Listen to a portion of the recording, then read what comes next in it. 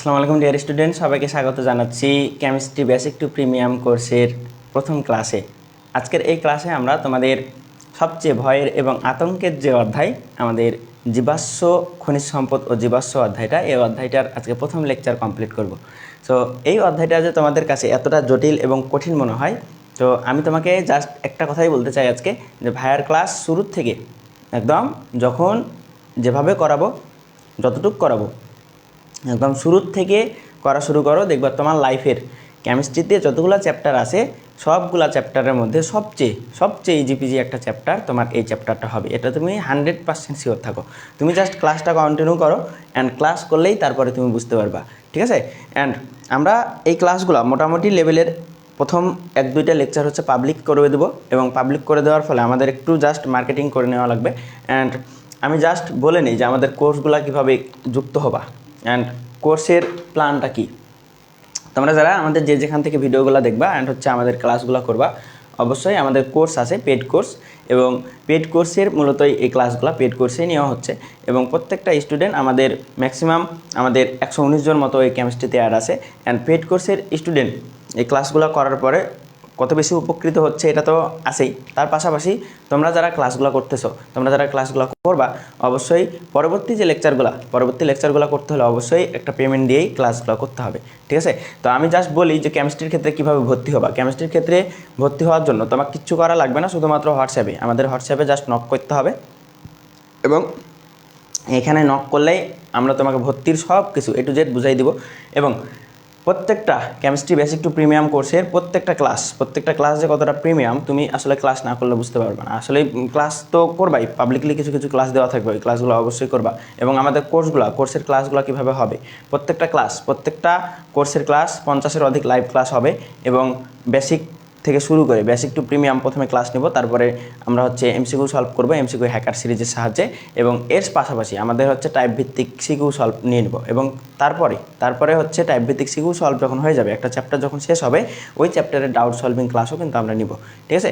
এবং এই কোর্সের পেমেন্ট মাত্র 2000 টাকার কোর্স ফি, একটা 2000 টাকার পেমেন্ট, মাত্র 390 টাকা দিয়ে ভর্তি হতে হবে, ঠিক আছে? এখন এই কোর্সের পেমেন্টটা, এই অফারটা শুধুমাত্র তোমার এই অফারটা চলবে। মূলত আমাদের মেন যদি কোর্স ফি বলি, মেন কোর্স ফিটা কত? মেন কোর্স ফি হচ্ছে আমাদের 790 টাকা। 790 টাকা হচ্ছে কোর্স ফি, ঠিক আছে?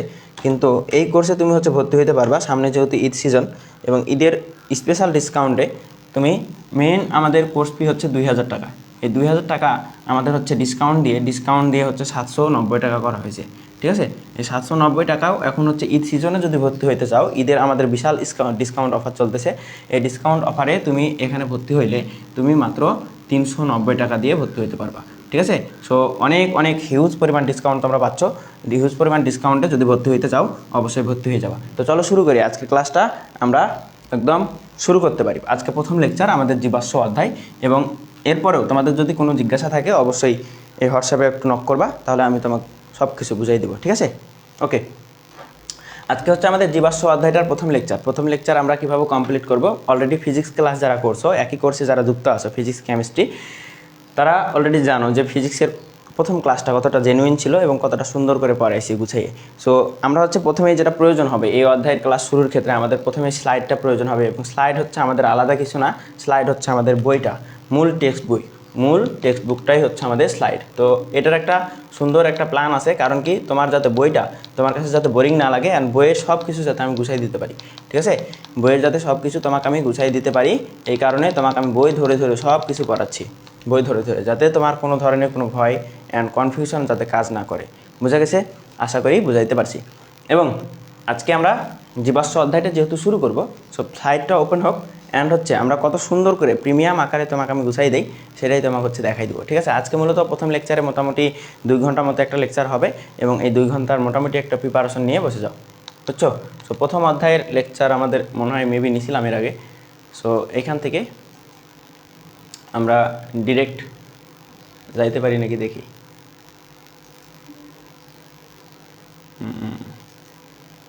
ওয়েট, একটু জাস্ট ওয়েট করো।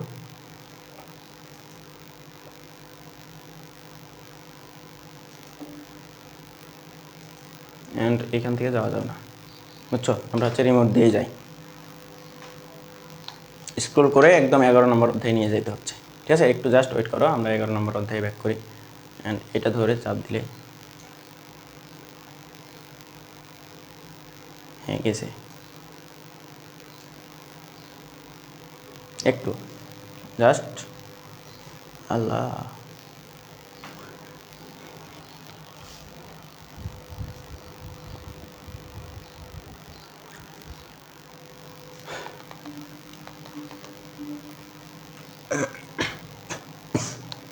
একটু ওয়েট করো, কেটে গেছে। হ্যাঁ, ডিস্টার্ব ফিল হবে না, কারণ আমি জাস্ট রেডি করি, তাহলে হবে। এইটা রেডি করলে আবার হচ্ছে আমাদের যে স্লাইড ভিউটা প্রথমেই যে আমাদের প্রেজেন্টেশন, ওই প্রেজেন্টেশন আবার নষ্ট হবে, বুঝছো? এই কারণে এটা হচ্ছে আগে থেকে বের করা থাকে না। তবে ট্রাই করবা আগামী ক্লাস থেকে আমি হচ্ছে আগে থেকে সব কিছু গুছিয়ে দেওয়ার, আর তোমাদের এইভাবে ডিস্টার্ব করবো না, বুঝছো? সো খাতা কলম নিয়ে, সাধারণত খাতা কলম নিয়ে ভালো মতো বসে যাবা।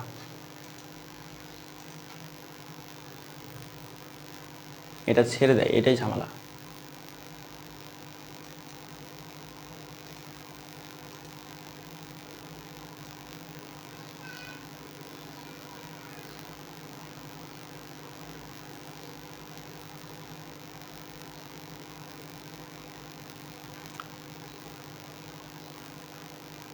এই যে পেয়ে গেছি।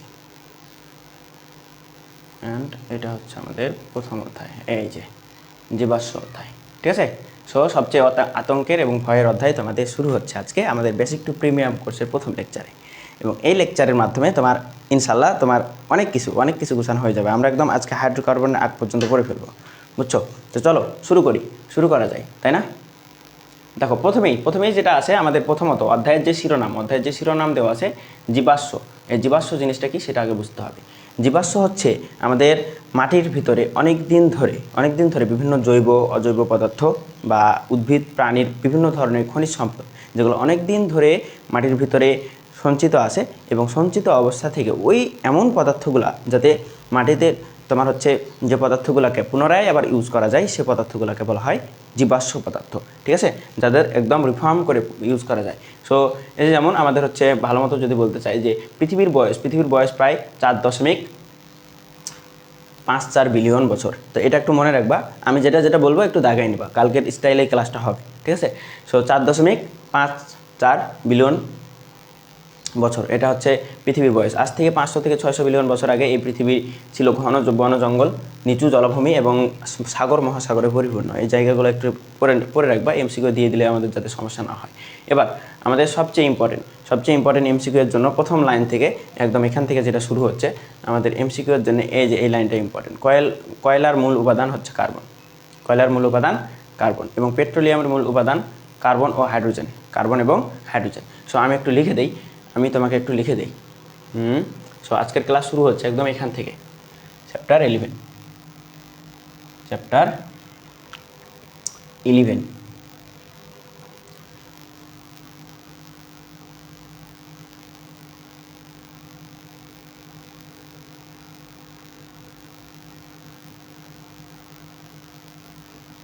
জীবাশ্ম, তাই না?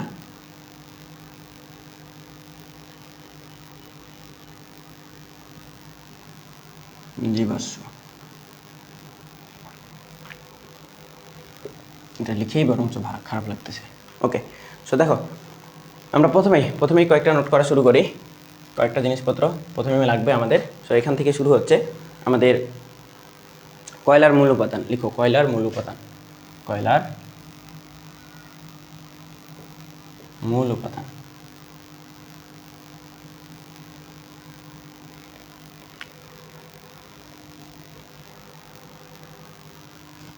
কয়লার মূল উপাদান। কয়লার মূল উপাদান কি? কয়লার মূল উপাদান হচ্ছে কার্বন। কয়লার মূল উপাদান কার্বন। এবং আর কি ভাই? আমাদের পেট্রোলিয়ামের মূল উপাদান মনে রাখবা।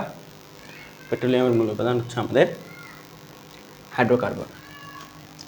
পেট্রোলিয়ামের, এগুলো প্রত্যেকটা একটা এমসিকিউ, বুঝছো? বোর্ডে আসে এমসিকিউ, আমি তোমাকে দেখাবো, কোনো সমস্যা নেই। পেট্রোলিয়ামের মূল উপাদান হচ্ছে হাইড্রোকার্বন।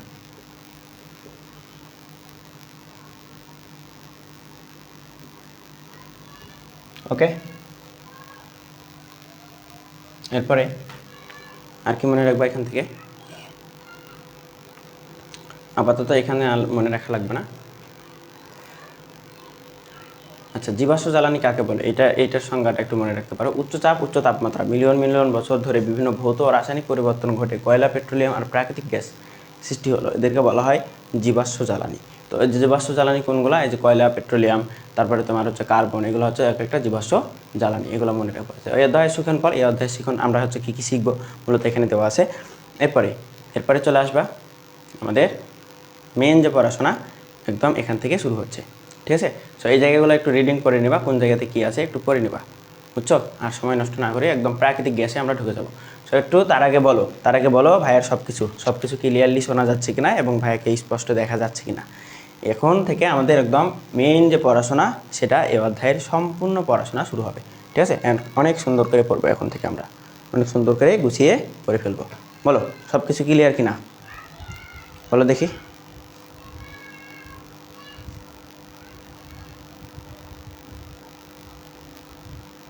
ওকে, সো দেখো প্রাকৃতিক গ্যাস, তোমরা একদম টপিক দিয়ে ফেলো প্রাকৃতিক গ্যাস।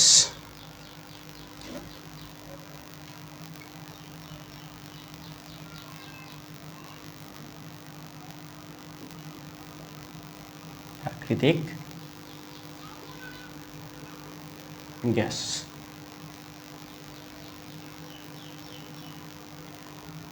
প্রাকৃতিক গ্যাস। প্রাকৃতিক গ্যাসের কী কী মনে রাখবা? প্রাকৃতিক গ্যাসের প্রধান উপাদান মনে রাখবে। প্রাকৃতিক গ্যাসের প্রধান উপাদান, প্রাকৃতিক গ্যাসের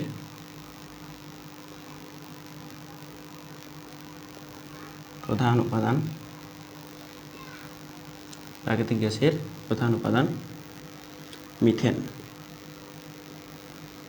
মিথেন কি, ইথেন কি, প্রোপেন কি, এগুলো হচ্ছে আমি আসতেছি, জাস্ট এখন যেটা যেভাবে করাচ্ছি ওটা ওভাবেই মনে রাখো, তাহলে হবে, ঠিক আছে?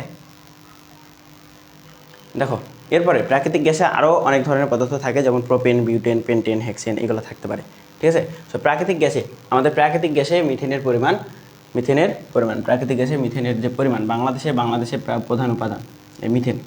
প্রাকৃতিক গ্যাসের প্রধান উপাদান বাংলাদেশে মিথেন থাকে, আমাদের প্রাকৃতিক গ্যাসে, বাংলাদেশে প্রাপ্ত প্রাকৃতিক গ্যাসে মিথেন। সো এটা একটু লিখো, বাংলাদেশে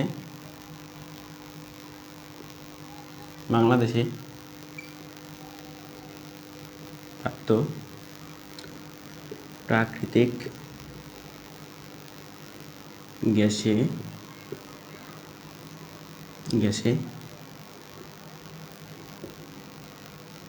মিথেন পাবা তুমি 93 থেকে 98, ঠিক আছে? 93 থেকে 98%, বুঝছো? 93 থেকে 98%। এবং এর পাশাপাশি আমাদের মিথেনের সংখ্যাটা এরকম করছে কেন? এটা তো এরকম ছিল না, এটাকে চেঞ্জ করছে, তাহলে পুরাতন বইয়ে তো অন্যরকম ছিল। সো তোমরা প্রথমটা এখন যেটা নতুন বইয়ে যেটা অ্যাড করছে আর কি, এটা মনে রাখবা। পুরাতন বইয়ে আমাদের হচ্ছে 7, তারপরে দেওয়া ছিল আমাদের হচ্ছে 4, 3, 2 এভাবে, বুঝছো? সো এটা হচ্ছে চেঞ্জ হয়েছে, নতুন বইয়ে এই জায়গাটা চেঞ্জ করছে। সো এই জায়গাটা মেবি পরিবর্তিত, অ্যান্ড হচ্ছে তোমাদের নতুন বইয়ে যেটা দেওয়া আছে 28 ব্যাচের জন্য বলতেছি, তোমাদের 27 ব্যাচের জন্যও বলতেছি, তোমাদের নতুন বইয়ে যেটা দেওয়া আছে সেটাই আর কি ফলো করবা, বুঝছো? অ্যান্ড 27 ব্যাচের বইয়ে সম্ভবত আমাদের হচ্ছে পুরাতনটা দেওয়া আছে। এখন 27 ব্যাচের জন্য আমাদের হচ্ছে কোশ্চিনে যেরকম প্রশ্ন থাকবে সেরকমই অ্যান্সার দিতে হবে, বুঝছো? সেটা একটু লিখে রাখো। আমাদের হচ্ছে মিথেন পাওয়া যায়, মিথেন প্রাকৃতিক গ্যাসে,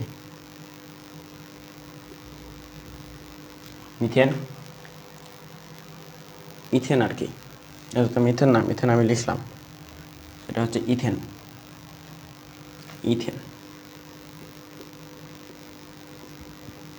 ইথেন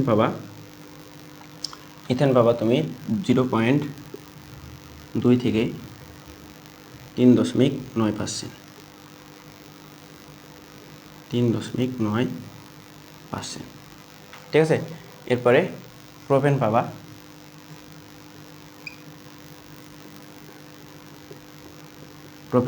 প্রোপেনটা তুমি পাবা 0.05 থেকে তোমার 1.2 পার্সেন্ট। ঠিক আছে, এরপরে হচ্ছে আমাদের বিউটেন পাবা। বিউটেন বা এটাকে বলা হয় আইসোবিউটেন। বিউটেন পাবা। বিউটেন কত পাবা? 0.1 থেকে তোমার 0.72। একটু বাংলা ইংরেজি হয়ে গেল, তাই না? 0.1 থেকে এত পার্সেন্ট। এরপরে হচ্ছে আমাদের পেন্টেন তুমি পাবা। পেন্টেন সেইগুলো হচ্ছে টানা মুখস্থ রাখবা, উপায় নেই, বুঝছো? অ্যান্ড কোনো টেকনিক দেওয়া যায় কিনা দেখি। টেকনিক দেওয়ার কিছু নেই। দেখো, কার্বনের প্রথম সদস্য, আমাদের অ্যালকেনের প্রথম সদস্য হচ্ছে মিথেন। তো এগুলো হচ্ছে আমরা আগামী ক্লাসে শিখব কোন সদস্যটাকে কীভাবে নামকরণ করতে হয়, কী করতে হয়, নামগুলো কীভাবে আসলো। ঠিক আছে, সো মিথেন, তারপরে ইথেন, প্রোপেন, বিউটেন, পেন্টেন। ঠিক আছে, এগুলো কীভাবে মনে রাখবা? মিথেন পাওয়া যায় বাংলাদেশের প্রাকৃতিক গ্যাসে, মিথেন পাওয়া যায় তোমার 93 থেকে 98%। এরপরে হচ্ছে 0.2 থেকে 3.9% ইথেন। প্রোপেন হচ্ছে 0.05 থেকে 1.2। তারপরে 1 থেকে 0.72। তারপরে পেন্টেন হচ্ছে 1.2%। এগুলো টানা মুখস্থ রাখবা। এরপরে পেট্রোলিয়ামের উপাদান ও তাদের পৃথকীকরণ। এখানে সবচেয়ে বড় ঝামেলাটা ঘটে। তোমার এখান থেকে সবচেয়ে বেশি এমসিকিউ আসে এবং এই জায়গাটা মনে রাখা সবচেয়ে বেশি ডিফিকাল্ট আমরা বানিয়ে ফেলছি। তো খাতা, এই টপিকটা যখন আমি লিখব, জাস্ট টপিকটা সাজাই, তারপরে তোমাকে বলতেছি খাতাটা হচ্ছে এই টপিকের ক্ষেত্রে খাতাটা একটু কীভাবে নিবা জানো? খাতাটা একটু এভাবে নিবা। খাতাটা আমরা তো সাধারণত এভাবে লিখি, তাই না? সো তুমি খাতাটা এভাবে নিবা, যাতে করে আমাদের এইটুকু পেজে সুন্দর করে সাজানো যায়। অ্যান্ড এইভাবে লিখলে আমাদের হচ্ছে অনেক বেশি ছোট লেখা হবে অ্যান্ড হচ্ছে দেখতে ভালো লাগবে না। সো খাতাটাকে তুমি এইভাবে নিবা, বুঝছো? যদি একটা পেজ ফাঁকাও রাখতে হয়, পরের পেজে চলে যাও, বুঝছো? পরের পেজে গিয়ে সুন্দর করে খাতাটা ওইভাবে নাও।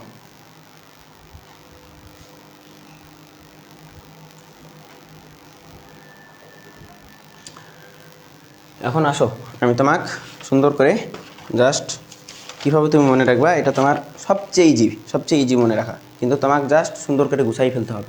ঠিক আছে, দেখো, প্রথমত নূর ভাইয়ের একটা টেকনিক আছে, এটা কীভাবে মনে রাখবা সেটার। এবং এই টেকনিকটা আমরা আগামী দিন যেভাবে লিখছিলাম আর কি, প্রথমে দাও ট্রিক্স। আমাদের হচ্ছে টপিকটা আগে লিখি। টপিক পেট্রোলিয়ামের উপাদানসমূহ ও তাদের পৃথকীকরণ।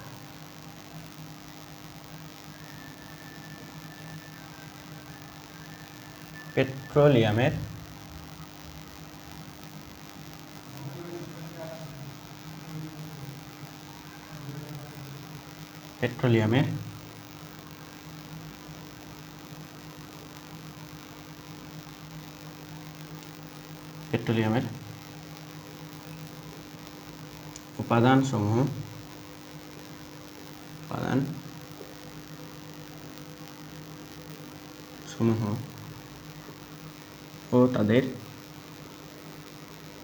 ও তাদের পৃথকীকরণ।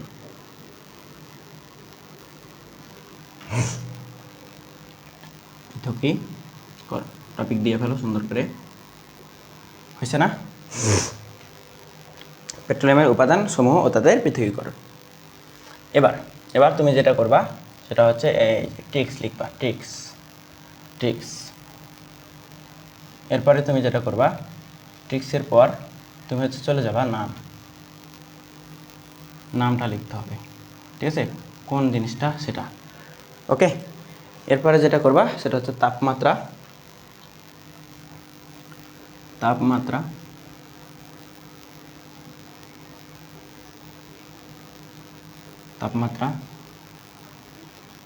এরপরে হচ্ছে আমাদের কার্বন সংখ্যা।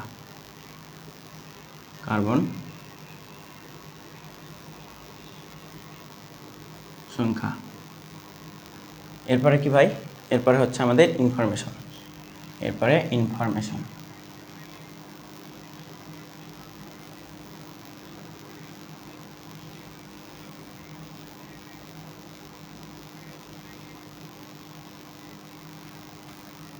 বুঝছো? এটুকু একটু সুন্দর করে লিখে ফেলো, যেভাবে লিখছি সেভাবে একটু সুন্দর করে লিখে ফেলো। ওকে, এরপরে লিখো পেট্রোল পেট্রোল পাম্পে, পেট্রোল পাম্পে। তারপরে লিখবা পেট্রোল, আবার পেট্রোল লিখবা, পেট্রোল পাম্পে পেট্রোল নেওয়ায়, পেট্রোল পাম্পে পেট্রোল নেওয়ায় কেরোসিন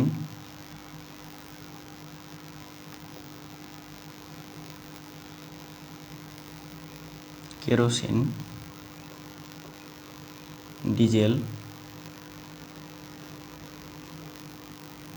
ডিজেল মোম পেয়েছে। পেট্রোল পাম্পে পেট্রোল নেওয়ায় কেরোসিন ডিজেল মোম পেয়েছি, পেট্রোল পাম্পে পেট্রোল নেওয়ায় কেরোসিন ডিজেল মোম পেয়েছি। ঠিক আছে, সো এটা দিয়ে আমরা এই যে এখানে আসতে হবে না তোমার, আমি জাস্ট এই জায়গায় আসো, এইগুলো আমরা মনে রাখবো, এগুলো প্রত্যেকটা জায়গায় মনে রাখতে হবে, বুঝছো? পেট্রোল পাম্পে পেট্রোল নেওয়ায় কেরোসিন ডিজেল মোম পেয়েছি। তো এটা দিয়ে কী কী মনে রাখবা, এটা দিয়ে মূলত কী কী মনে রাখবা?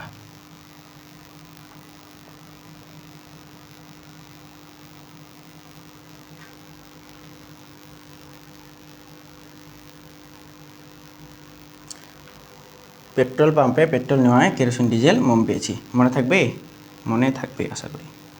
ঠিক আছে, তাহলে এবার পেট্রোল পাম্পে তার মানে মনে রাখবা petroleum gas, petroleum gas, petroleum gas, petroleum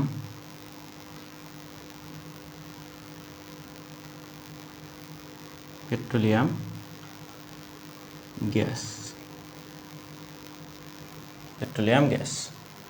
এরপরে যেটা মনে রাখবা সেটা হচ্ছে পেট্রোল, পেট্রোল বা এর নাম হচ্ছে গ্যাসোলিন, পেট্রোল, পেট্রোল, পেট্রোল, তাহলে তো এটা র ফেলা হবে না, পেট্রোল, পেট্রোল যার নাম হচ্ছে গ্যাসোলিন, গ্যাসোলিনও বলা হয়।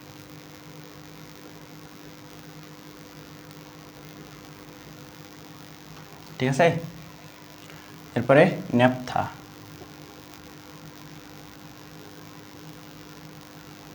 ন্যাপথা। তারপরে মনে রাখবা কেরোসিন, কেরোসিন দিয়ে মনে রাখবা কেরোসিন, কেরোসিন। এরপরে মনে রাখবা ডিজেল, ডিজেল। তারপরে মোম বা প্যারাফিন মোম, প্যারাফিন, প্যারাফিন মোম।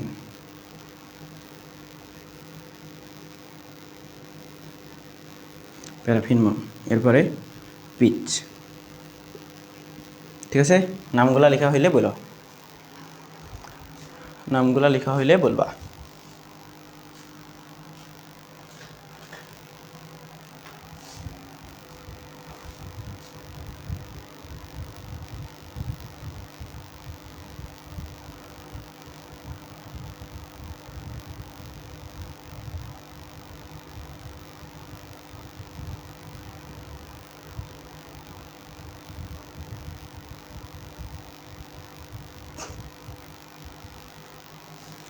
এরপরে প্রত্যেকটা তাপমাত্রা লিখে ফেলবা। তাহলে এটা একটু এভাবে দিই,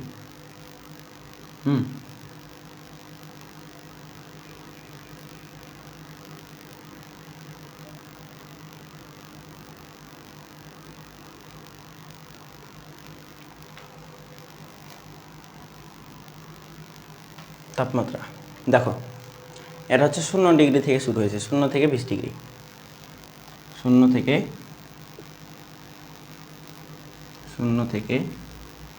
20 ডিগ্রি সেলসিয়াস। এরপরেরটা হচ্ছে 21 থেকে 70 ডিগ্রি, 21 থেকে 70 ডিগ্রি সেলসিয়াস। ওকে, এরপরেরটা কত? এরপরেরটা হচ্ছে আমাদের 71 থেকে 120, 71 থেকে 120 ডিগ্রি, বুঝছো? এরপরে কত ভাই? 121 থেকে 177, 121 থেকে 177, 177 ডিগ্রি সেলসিয়াস। এরপরে আমাদের 171 থেকে 277, 171 থেকে 277 ডিগ্রি সেলসিয়াস। এরপর কত? 271 থেকে 340,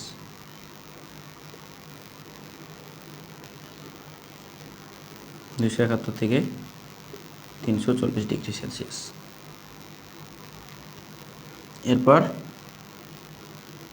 340 ডিগ্রি সেলসিয়াসের বেশি।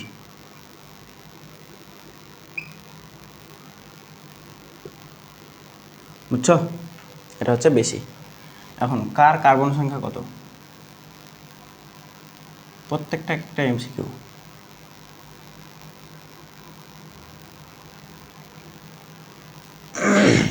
কার্বন সংখ্যা লিখে ফেলো। প্রথমে আমাদের পেট্রোলিয়াম গ্যাসের যে কার্বন সংখ্যা হচ্ছে 1 থেকে 4। কার্বন সংখ্যা 1 থেকে 4। এরপরেরটা আমাদের 5 থেকে 10, 5 থেকে 10। এরপরেরটা কত হয়? এরপরেরটা হচ্ছে আমাদের 7 থেকে 14, 7 থেকে 14, 7 থেকে 14। তারপর 11 থেকে 16, 11 থেকে 16, 11 থেকে 16। এরপরেরটা হচ্ছে আমাদের 11 থেকে 16। এরপরেরটা হচ্ছে আমাদের 17 থেকে 20, তাই না? 17 থেকে 20, 17 থেকে 20। তারপর কত? 20 থেকে 30, 20 থেকে 30, 20 থেকে 30। এটা হচ্ছে 30-এর বেশি, 30-এর বেশি।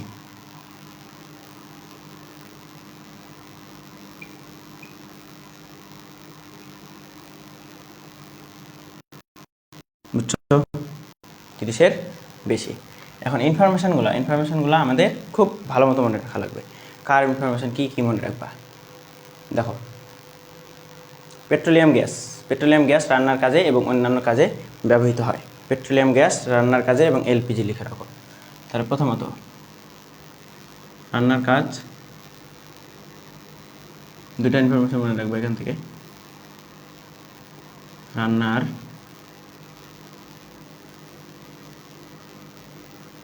কাজ, অ্যান্ড 2 নম্বর এলপিজি।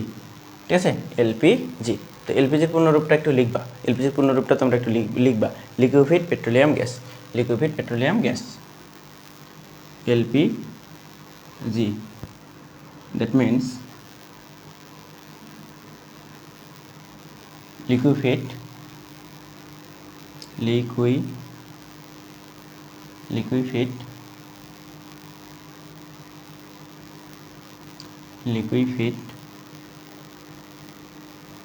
পেট্রোলিয়াম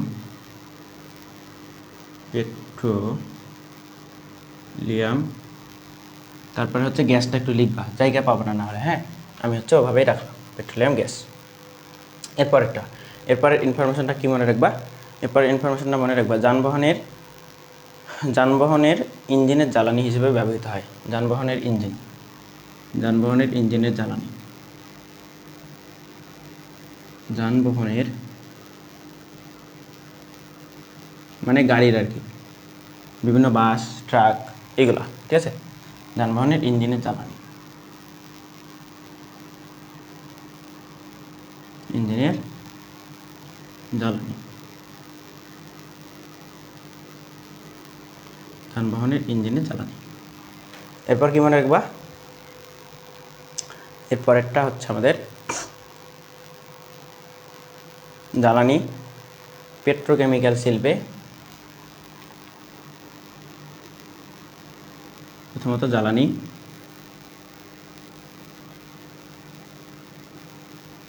তারপরে পেট্রোকেমিক্যাল শিল্প,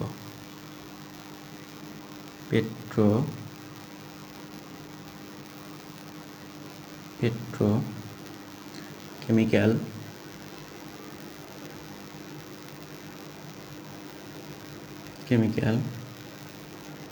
শিল্পে। বুঝছো? এরপরে কেরোসিন মনে রাখবা, জেট ইঞ্জিনের জ্বালানি। কেরোসিন জেট ইঞ্জিনের জ্বালানি, এগুলো কি বুঝতেছো তোমরা? তারপরে এটার জন্য এটা, এটার জন্য এটা, বুঝছো? এটার জন্য এটা, তারপরে এটা হচ্ছে জেট ইঞ্জিনের জ্বালানি।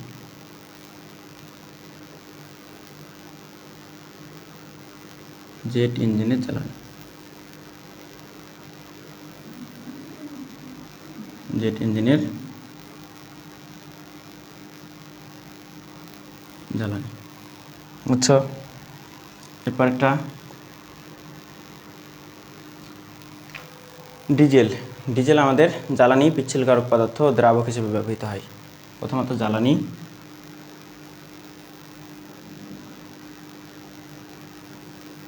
জ্বালানি, তারপরে দ্রাবক, এটা 2 নম্বর। তারপরে 3 নম্বর হচ্ছে পিচ্ছিলকারক পদার্থ।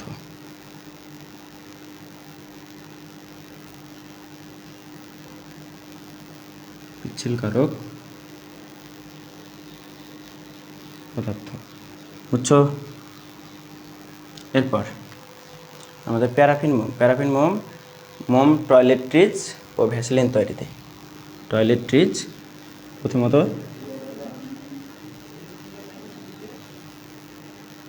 টয়লেট্রিজ, দ্বিতীয়ত হচ্ছে আমাদের ভ্যাসলিন তৈরিতে। ভ্যাসলিন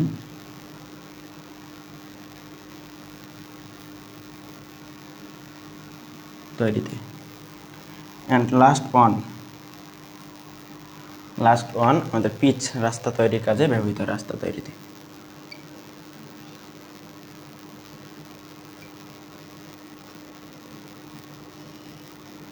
রাস্তা তৈরিতে। এত সুন্দর করে গুছাই দেওয়ার ট্রাই করছি আর কি, যাতে তোমার এখান থেকে একটা এমসিকিউ বাদ না যায়, ঠিক আছে? এবং এই অধ্যায় থেকে এই অধ্যায়ের যদি কোনো জায়গা থেকে সবচেয়ে বেশি এমসিকিউ আসে, তাহলে এই জায়গা থেকে এমসিকিউ আসবে মানে আসবেই। এমসিকিউ আসবে মানে আসবে, এটা 100% লিখে রাখো। এমসিকিউ তুমি পাবা কমন, এটা 100% লিখে রাখো।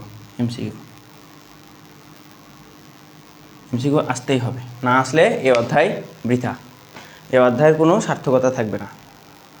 বুঝছো? তোমরা কি বুঝতেছো? লিখতেছো কি? নোট করে করে কি লিখতেছো বলো তো? সব কিছু কি ঠিকঠাক? লেখা কি স্পষ্ট বোঝা যাচ্ছে? কে কোথা থেকে আসো একটু কমেন্ট করো তো। এইচ মাহমুদ আইডিটা দেখা যাচ্ছে, আমাদের হচ্ছে ওয়াচিং আছে।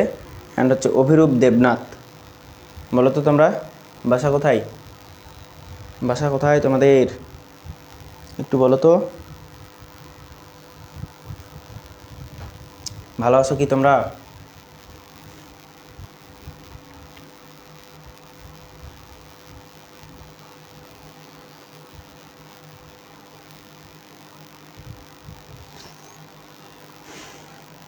ওকে, দেখো পরবর্তীতে আমাদের ফাইনালি শুরু হলো আমাদের হাইড্রোকার্বন, এই অধ্যায়ের most important and demandable topic. যেই নামের কারণেই মূলত এই অধ্যায়টাকে এত বেশি সবাই ভয় পায় এবং এত বেশি ইম্পর্টেন্স রয়েছে এই অধ্যায়ের, ঠিক আছে? তো মূলত আমরা একদম হাইড্রোকার্বন শুরু করে দেবো আজকে, এবং হাইড্রোকার্বনের যত টাইপের ইনফরমেশন আছে সব ইনফরমেশনগুলো আজকে হচ্ছে করে ফেলবো। এবং আগামীকাল একদম হাইড্রোকার্বনের আগামীকাল না, নেক্সট ক্লাসে আমাদের হাইড্রোকার্বনের প্রথম যে টপিক আমাদের হাইড্রোকার্বনের প্রথম যে যাত্রা শুরু হয় আমাদের অ্যালকেন দিয়ে, আমরা অ্যালকিন এবং অ্যালকাইন নিয়ে পড়াশোনা করবো আগামী ক্লাসে। সো আজকে মোটামুটি ইনফরমেশন টাইপের যত কিছু আছে সব কিছু কমপ্লিট করবো এই ক্লাসে, ঠিক আছে? আশা করি এইটুক বুঝছো। অ্যান্ড হচ্ছে এইটুক আমি মিশাই দিই। এবার টপিক দিবা, এখন থেকে ক্লাসের ফুল রিদম ফিরে আসবে, ঠিক আছে?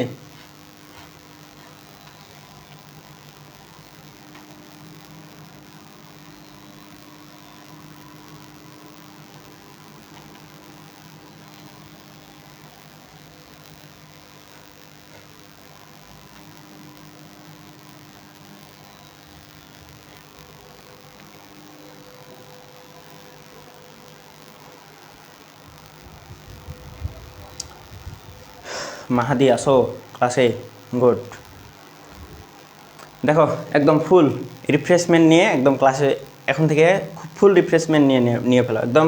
যদি ব্রেন যদি জাম হয়ে যায় একদম একটা একটা রিস্টোর মারো, দেন হচ্ছে রিস্টোর মেরে একদম ফরম্যাট টাইপের মেরে দিবা, দেন হচ্ছে একদম শুরু থেকে শুরু করতেছে মনে করো অধ্যায়টা একদম। এখান থেকে আমাদের সবচেয়ে গুরুত্বপূর্ণ টপিক শুরু হবে এখন, এবং এই অধ্যায়ে সবচেয়ে মজার জায়গাগুলো এখন থেকে শুরু হচ্ছে, ঠিক আছে? সো কোনোভাবে বোরিং লাগা যাবে না, কোনোভাবে মনে করবে না যে এই টপিকগুলো কঠিন। আমি তোমাকে এমনভাবে সহজ করে করাই দিচ্ছি যাতে তোমার লাইফের সবচেয়ে ইজি জিনিসপত্র এই জিনিসগুলোই মনে হয়, ঠিক আছে? তো চলো শুরু করি। দেখো হাইড্রোকার্বন, আজকে হচ্ছে আমাদের এখান থেকে হাইড্রোকার্বন টপিক। হাইড্রোকার্বন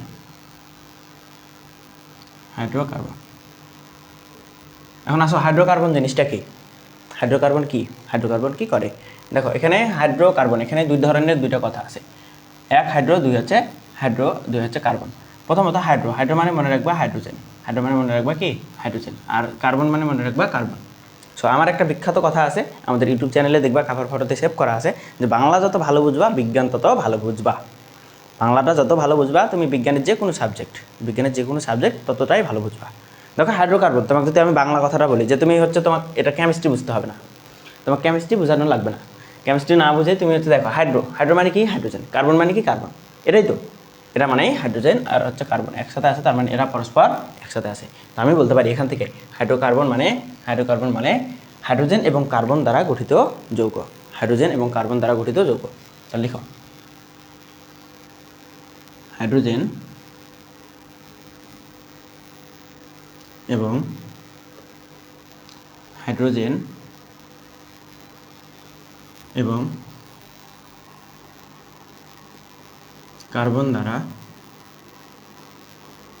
দ্বারা গঠিত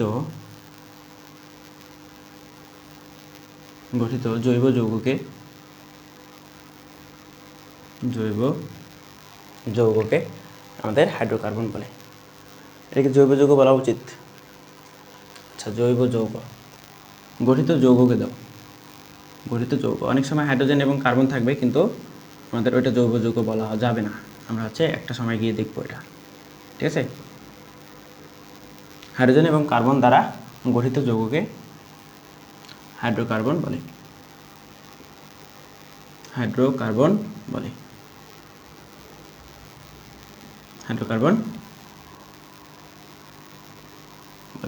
ঠিক আছে? তো আমরা এক্সাম্পল দেখি, আমরা কয়েকটা এক্সাম্পল দেখি। যেমন হাইড্রোকার্বনের প্রথম সদস্য শুরু হয় একদম প্রথম যে শ্রেণী আমাদের হচ্ছে অ্যালকেন। তো অ্যালকেন সিরিজের প্রথম সদস্য হচ্ছে আমাদের এই হচ্ছে মিথেন। এটা মনে করো মিথেন, এটার নাম কি মিথেন। সো এটা কেমনে আসলো, কীভাবে আসলো আমরা আগামী ক্লাসে দেখবো, কোনো প্যারা নিও না। তুমি এখন ভাইয়া যেভাবে লিখতেছি সেটা তুমি সেভাবে লিখে ফেলো। মিথেন, বুঝছো? অ্যালকেন, মিথেন, ঠিক আছে? তার প্রথম সদস্য হচ্ছে মিথেন। দেখো তো এটার কথার সাথে মিল আছে কিনা। হাইড্রোজেন এবং কার্বন দ্বারা গঠিত যৌগ। তাহলে যৌগ কি? মৌলকিক, যারা এক বা একাধিক মৌল নিয়ে গঠিত হয় বা এক বা একাধিক পরমাণু নিয়ে গঠিত, তাদেরকে কী বলে? একটা যৌগ বলে। সো দেখো তো কার্বন এবং কি আছে? হাইড্রোজেন আছে। তো কার্বন এবং হাইড্রোজেন দ্বারা গঠিত যৌগ, দেখো তো কার্বন এবং হাইড্রোজেন দ্বারা গঠিত যৌগ কি? হাইড্রোকার্বন। তার মানে এটা একটা হাইড্রোকার্বন, বুঝছো? তাহলে এটা একটা হাইড্রোকার্বন। তাহলে অনুরূপভাবে যদি আমরা আরও কিছু উদাহরণ দিই, ধরো আরও কিছু উদাহরণ যদি দেই, যে C2H আমি দিলাম 6, এটা হচ্ছে তোমাকে আমি বললাম ইথেন। এটা তোমাকে আমি বললাম ইথেন, ঠিক আছে? এটার নাম ইথেন। সো এই যে এটা একটা ইথেন, এটাও একটা কি? হাইড্রোজেন এবং কার্বনই আছে। তাহলে এটাও একটা হাইড্রোকার্বন, বুঝছো? তো মোটামুটি হাইড্রোকার্বনকে আমাদের দুইটা ভাগে ভাগ করা যেতে পারে। হাইড্রোকার্বন মূলত দুই প্রকার। লিখো, হাইড্রোকার্বনকে মূলত দুই ভাগে ভাগ করা যায়। তো আমি হচ্ছে এখানে লিখি হাইড্রোকার্বন, তুমিও আমার মতো করেই লিখো হাইড্রোকার্বন দুই প্রকার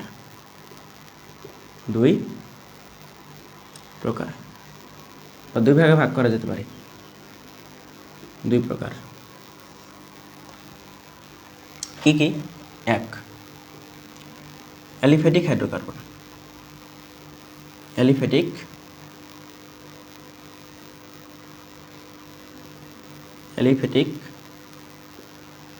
হাইড্রোকার্বন।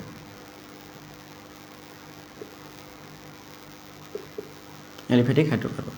সো অ্যালিফ্যাটিক হাইড্রোকার্বন করে কি বা কোত্থেকে আসছে?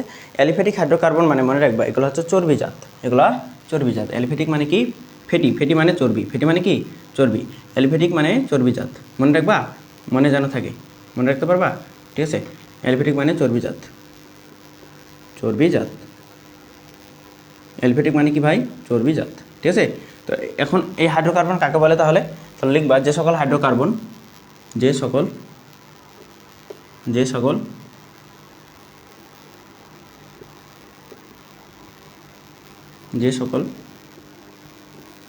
হাইড্রোকার্বন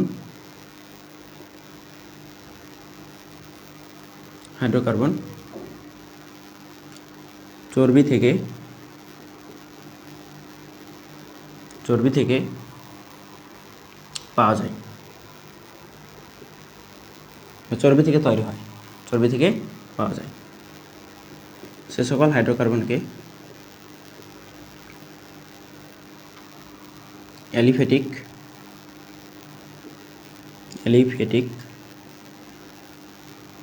হাইড্রোকার্বন বলে, অ্যালিফ্যাটিক হাইড্রোকার্বন বলে। বুঝছো? তাহলে যে সকল হাইড্রোকার্বন চর্বি থেকে পাওয়া যায় সে সকল হাইড্রোকার্বনকে অ্যালিফ্যাটিক হাইড্রোকার্বন বলে। বুঝছো? অ্যালিফ্যাটিক হাইড্রোকার্বন বলে। সো এই অ্যালিফ্যাটিক হাইড্রোকার্বনকে আবার হচ্ছে দুইটা ভাগে ভাগ করা যায়, একটা হচ্ছে মুক্ত শিকল হাইড্রোকার্বন আর একটা হচ্ছে বদ্ধ শিকল হাইড্রোকার্বন। তো অ্যালিফ্যাটিক হাইড্রোকার্বন এরা আবার দুই প্রকার। অ্যালিফ্যাটিক হাইড্রোকার্বনটা এরা আবার দুই প্রকারের হয়ে থাকে, এরা হচ্ছে দুই প্রকার।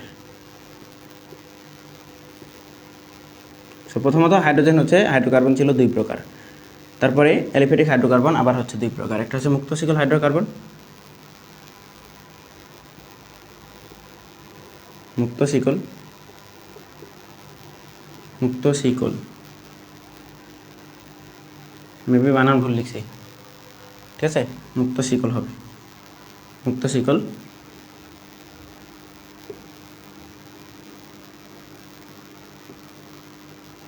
হাইড্রোকার্বন, এখন মুক্ত শিকল হাইড্রোকার্বন কোনগুলা? যে সকল হাইড্রোকার্বনের কার্বন কার্বন বন্ধনগুলো মুক্ত থাকে। দেখো তোমাকে আমি দেখাই, দেখো যে সকল হাইড্রোকার্বনের কার্বন শিকলের দুই প্রান্তের কার্বন দুটি মুক্ত অবস্থায় থাকে। তাহলে লিখো মুক্ত শিকল হাইড্রোকার্বন কি?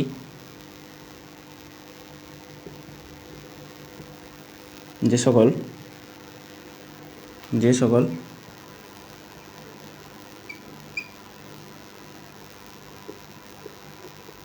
হাইড্রোকার্বন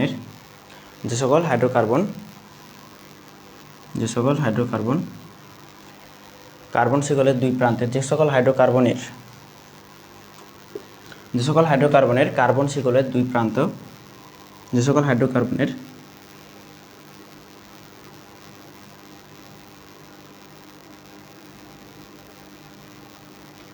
কার্বন শিকলের দুই প্রান্তের কার্বনগুলো, দুই প্রান্তের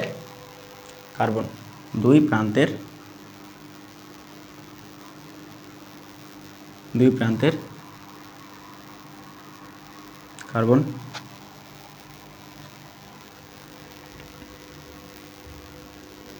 মুক্ত অবস্থায়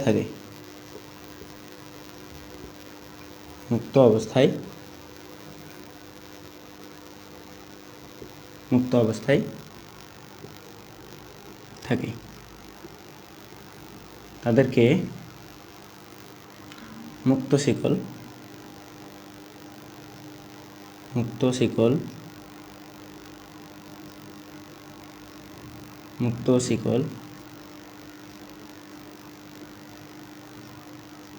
হাইড্রোকার্বন বলে। বুঝছো? তাহলে যে সকল হাইড্রোকার্বনের কার্বন শিকলের দুই প্রান্তের কার্বন কি থাকে? মুক্ত অবস্থায় থাকে। আসো, কিচ্ছু বোঝা নেই। ধরো তোমাকে বললাম এটা C6H বা এটা হচ্ছে C3H কত, H হচ্ছে 8, এটাকে বলা হয় প্রোপেন। কি বলা হয় ভাই? প্রোপেন। এই যে প্রোপেনের দুই প্রান্তের কার্বন। আচ্ছা, তোমরা কি এই জিনিসগুলো বুঝতেছো না? এটাকে আগে বুঝাই দিব, শর্টকাটে আগে বেসিকটা করে দিই, কালকে আবার তোমার মনে করো যে অ্যালকেন যখন করবা আবার করাবো, সমস্যা নেই। সো আগে হচ্ছে কয়েকটা জিনিস একটু লেখা উচিত ছিল। আচ্ছা লিখো তো, নাহলে ক্লাসে কিছু বুঝবা না, ঠিক আছে? এটা একটু লিখো যে এখানে লিখো কার্বন সংখ্যা, কার্বন সংখ্যা, কার্বন সংখ্যা অনুযায়ী নামগুলা কি হবে মনে রাখবা। কার্বন যখন ওয়ান তখন এর নাম হবে মিথ, এর নাম হবে কি ভাই? মিথ। কার্বন যখন 2 তখন এর নাম হবে ইথ। কার্বন যখন 3 এর নাম হবে প্রোপ, বুঝছো? এর নাম হবে কি? প্রোপ। কার্বন যখন 4 এর নাম হবে বিউট, নাম কি? বিউট। কার্বন যখন 5 এর নাম হবে পেন্ট। কার্বন যখন 6 তখন এর নাম মনে করবা, এর নাম হবে হেক্স, এর নাম হেক্স। কার্বন 7 হলে এর নাম হবে হেপ্ট, এর নাম কি হবে? হেপ্ট। কার্বন যখন 8 এর নাম হবে অক্ট, নাম কি? অক্ট। কার্বন যখন 9 এর নাম হয়ে যাবে নন, নাম কি ভাই? নন। এবং কার্বন যখন 10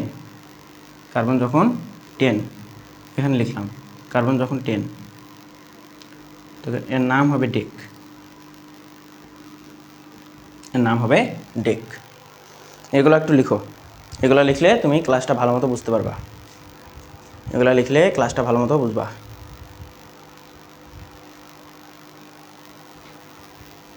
সো কার্বন সংখ্যা যদি 1 হয় তখন ওটাকে মিথ বলা হয়, কার্বন সংখ্যা 2 হলে ইথ, কার্বন সংখ্যা 3 হলে প্রোপ, 4 হলে বিউট, 5 হলে পেন্ট, 6 হলে হেক্স, 7 হলে হেফট, 8 হলে অক্ট, 9 হলে নন এবং 10 হলে ডেক।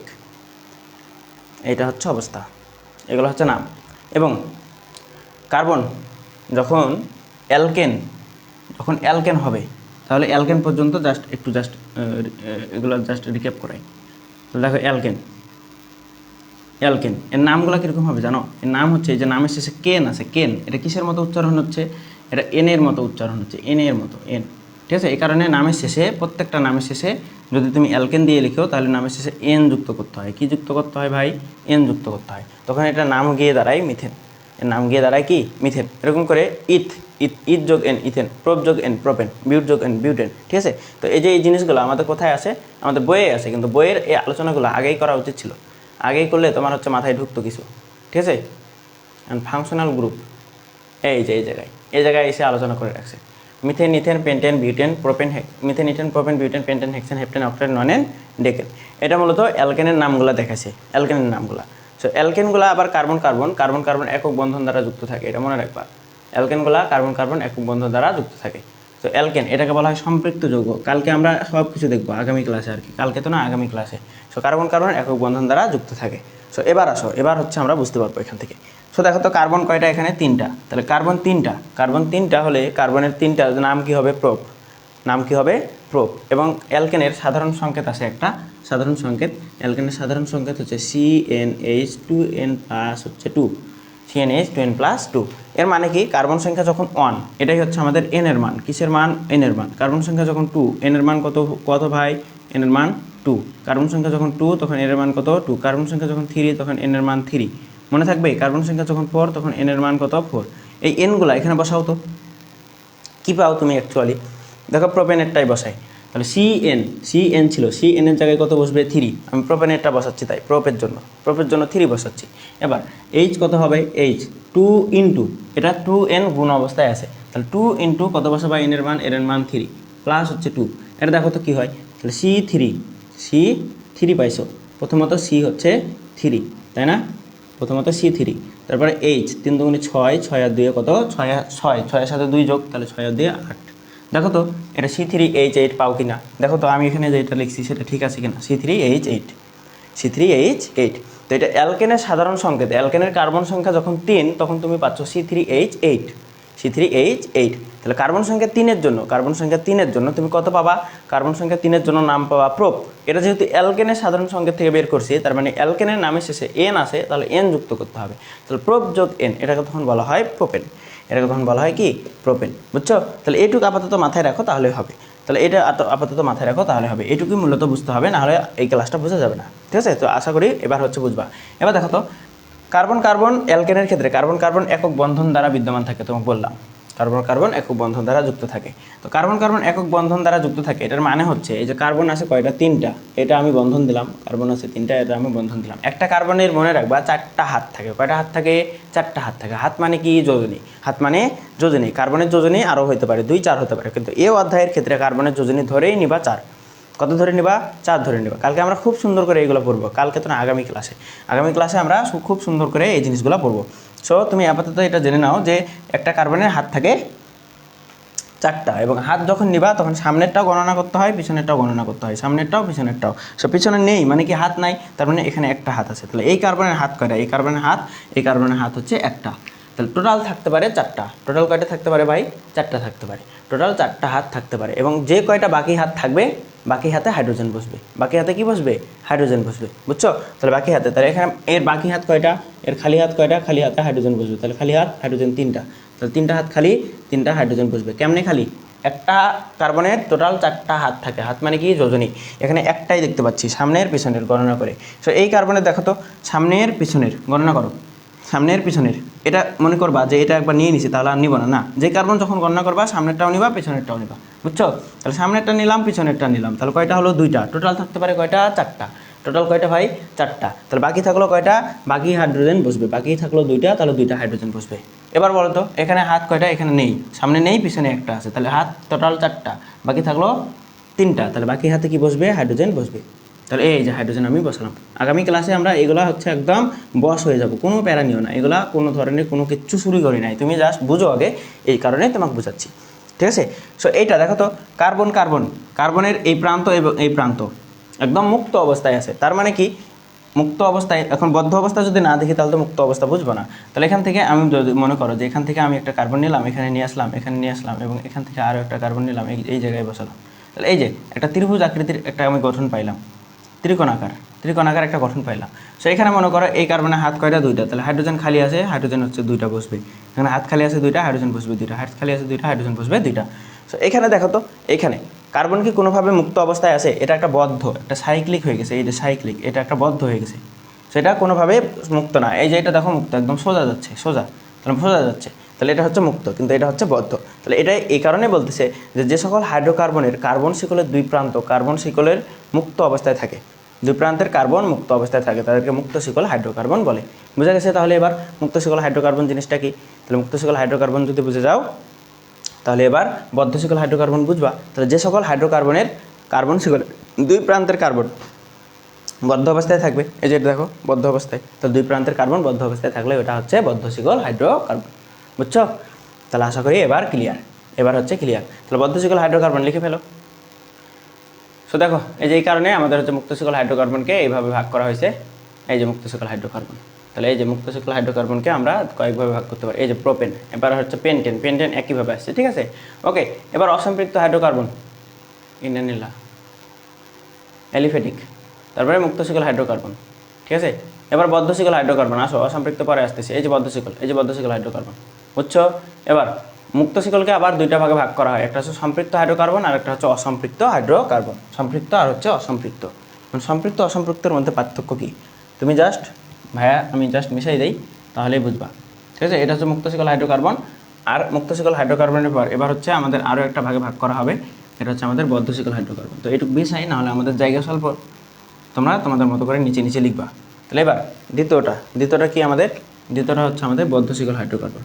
2 নম্বর হচ্ছে আমাদের বদ্ধ শিকল হাইড্রোকার্বন। বদ্ধ শিকল হাইড্রোকার্বন। বদ্ধ শিকল হাইড্রোকার্বন। সো বদ্ধ শিকল হাইড্রোকার্বন জিনিসটা কি? বদ্ধ শিকল হাইড্রোকার্বন হচ্ছে যে সকল হাইড্রোকার্বনের 2 প্রান্তের কার্বন শিকল বদ্ধ অবস্থায় থাকে। দেখো, আসো, বইয়েই দেওয়া আছে সব কিছু। ঠিক আছে? এই যে সকল হাইড্রোকার্বনের হাইড্রোকার্বনের যে সকল হাইড্রোকার্বনের কার্বন শিকলের দুই প্রান্ত যে সকল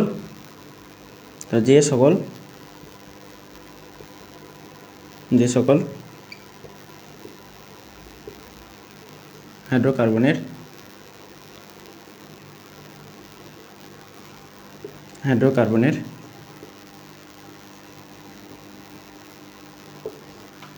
কার্বন শিকলের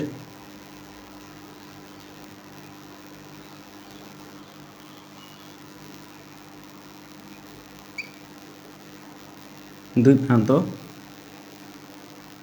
বদ্ধ অবস্থায়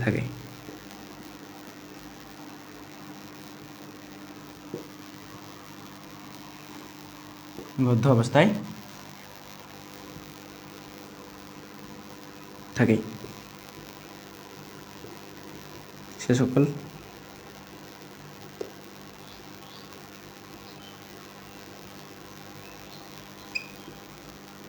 হাইড্রোকার্বনকে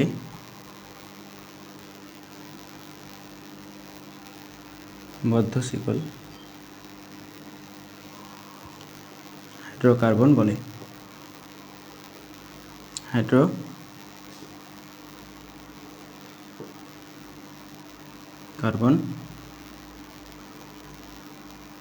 বলে। বদ্ধ শিকল হাইড্রোকার্বন লেখার আগে আমাদের হচ্ছে মুক্ত শিকল হাইড্রোকার্বনকে দুটো ভাগ করা যায়, এটা লেখা উচিত ছিল। যাই হোক, বিগ মিস্টেক। তাহলে এটাকে আবার দুটো ভাগ করা যায়, এটা আবার দুই ভাগে ভাগ করা যায়, এটাকে আবার দুই ভাগে ভাগ করবা, বদ্ধ শিকলকে আবার দুই ভাগে।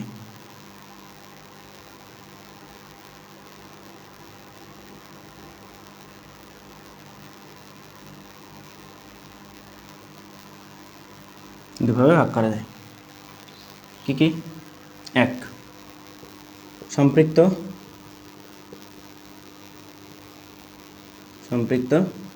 আর একটা হচ্ছে অসম্পৃক্ত।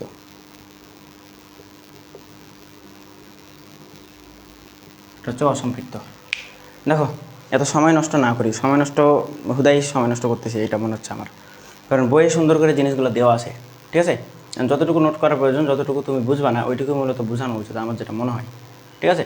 তো প্রথম থেকে একটু আসো, প্রথম থেকে হাইড্রোকার্বন, বইয়ের প্রথম থেকে হাইড্রোকার্বন মূলত কত প্রকার? দুই প্রকার, একটা হচ্ছে অ্যালিফেটিক হাইড্রোকার্বন আর একটা হচ্ছে অ্যারোমেটিক হাইড্রোকার্বন। দুটো ভাগে ভাগ করা যায়, একটা অ্যালিফেটিক হাইড্রোকার্বন আর একটা অ্যারোমেটিক হাইড্রোকার্বন, ঠিক আছে। এই যে দেখো, অ্যালিফেটিক হাইড্রোকার্বন আর একটা মনে রাখবা অ্যারোমেটিক হাইড্রোকার্বন। আমি জাস্ট ছকটা আগায় দিচ্ছি একটু পর। তো অ্যালিফেটিক হাইড্রোকার্বনকে দুটো ভাগ করা যায়, একটা হচ্ছে মুক্ত শিকল, একটা হচ্ছে বদ্ধ শিকল হাইড্রোকার্বন। অ্যালিফেটিক হাইড্রোকার্বন কোনগুলো? যেগুলো চর্বি থেকে আসছে। অ্যালিফেটিক হাইড্রোকার্বনকে কয়টা ভাগ করতে পারবা? দুটো ভাগ, একটা হচ্ছে মুক্ত শিকল আর একটা বদ্ধ শিকল, ঠিক আছে। এরপরে মুক্ত শিকলকে আবার দুটো ভাগ করতে পারবা, একটা হচ্ছে সম্পৃক্ত আর একটা অসম্পৃক্ত। বদ্ধ শিকল কোনগুলা? যে সকল হাইড্রোকার্বনের কার্বন শিকল বদ্ধ অবস্থায় থাকে সে সকল হাইড্রোকার্বন হচ্ছে বদ্ধ শিকল হাইড্রোকার্বন। তো বদ্ধ শিকল হাইড্রোকার্বনকে আবার দুটো ভাগ করতে পারবে, একটা হচ্ছে সম্পৃক্ত আর একটা অসম্পৃক্ত। দেখো, যে মুক্ত শিকলকে দুটো ভাগ করতে পারবে, একটা সম্পৃক্ত একটা অসম্পৃক্ত। সম্পৃক্ত হাইড্রোকার্বন কি? কার্বন এই যে একক বন্ধন দ্বারা যুক্ত থাকে। বই পড়বা, বইয়ের আগে কিচ্ছু নেই, তুমি আমার নোট করে মাথা নষ্ট করার কোনো প্রয়োজন নেই এই জায়গাগুলোতে, ঠিক আছে। তো সম্পৃক্ত হাইড্রোকার্বন কোনটা? কার্বন একক বন্ধন থাকে, এর না বুঝলে আমি বুঝাই দিচ্ছি, কোনো সমস্যা নেই। এরপরে অসম্পৃক্ত হাইড্রোকার্বন, দেখো কার্বন দ্বিবন্ধন অথবা ত্রিবন্ধন থাকবে। এই যে হাইড্রোকার্বনের কার্বন দ্বিবন্ধন অথবা ত্রিবন্ধন থাকবে। তখন সময় নষ্ট করতেছি, ছকটা আগাই দিব শেষের দিকে, তাহলে হবে।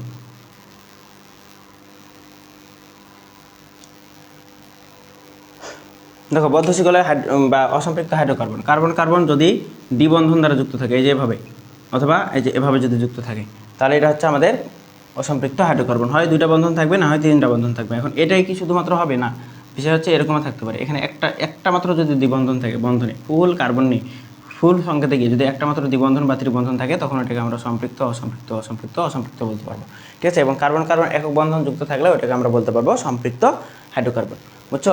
ওটাকে আমরা বলবো সম্পৃক্ত হাইড্রোকার্বন, বুঝা গেছে? এরপর আসো দেখি অসম্পৃক্ত হাইড্রোকার্বন। মোটামুটি বই পড়বা, বইটা ভালো মতো পড়বা।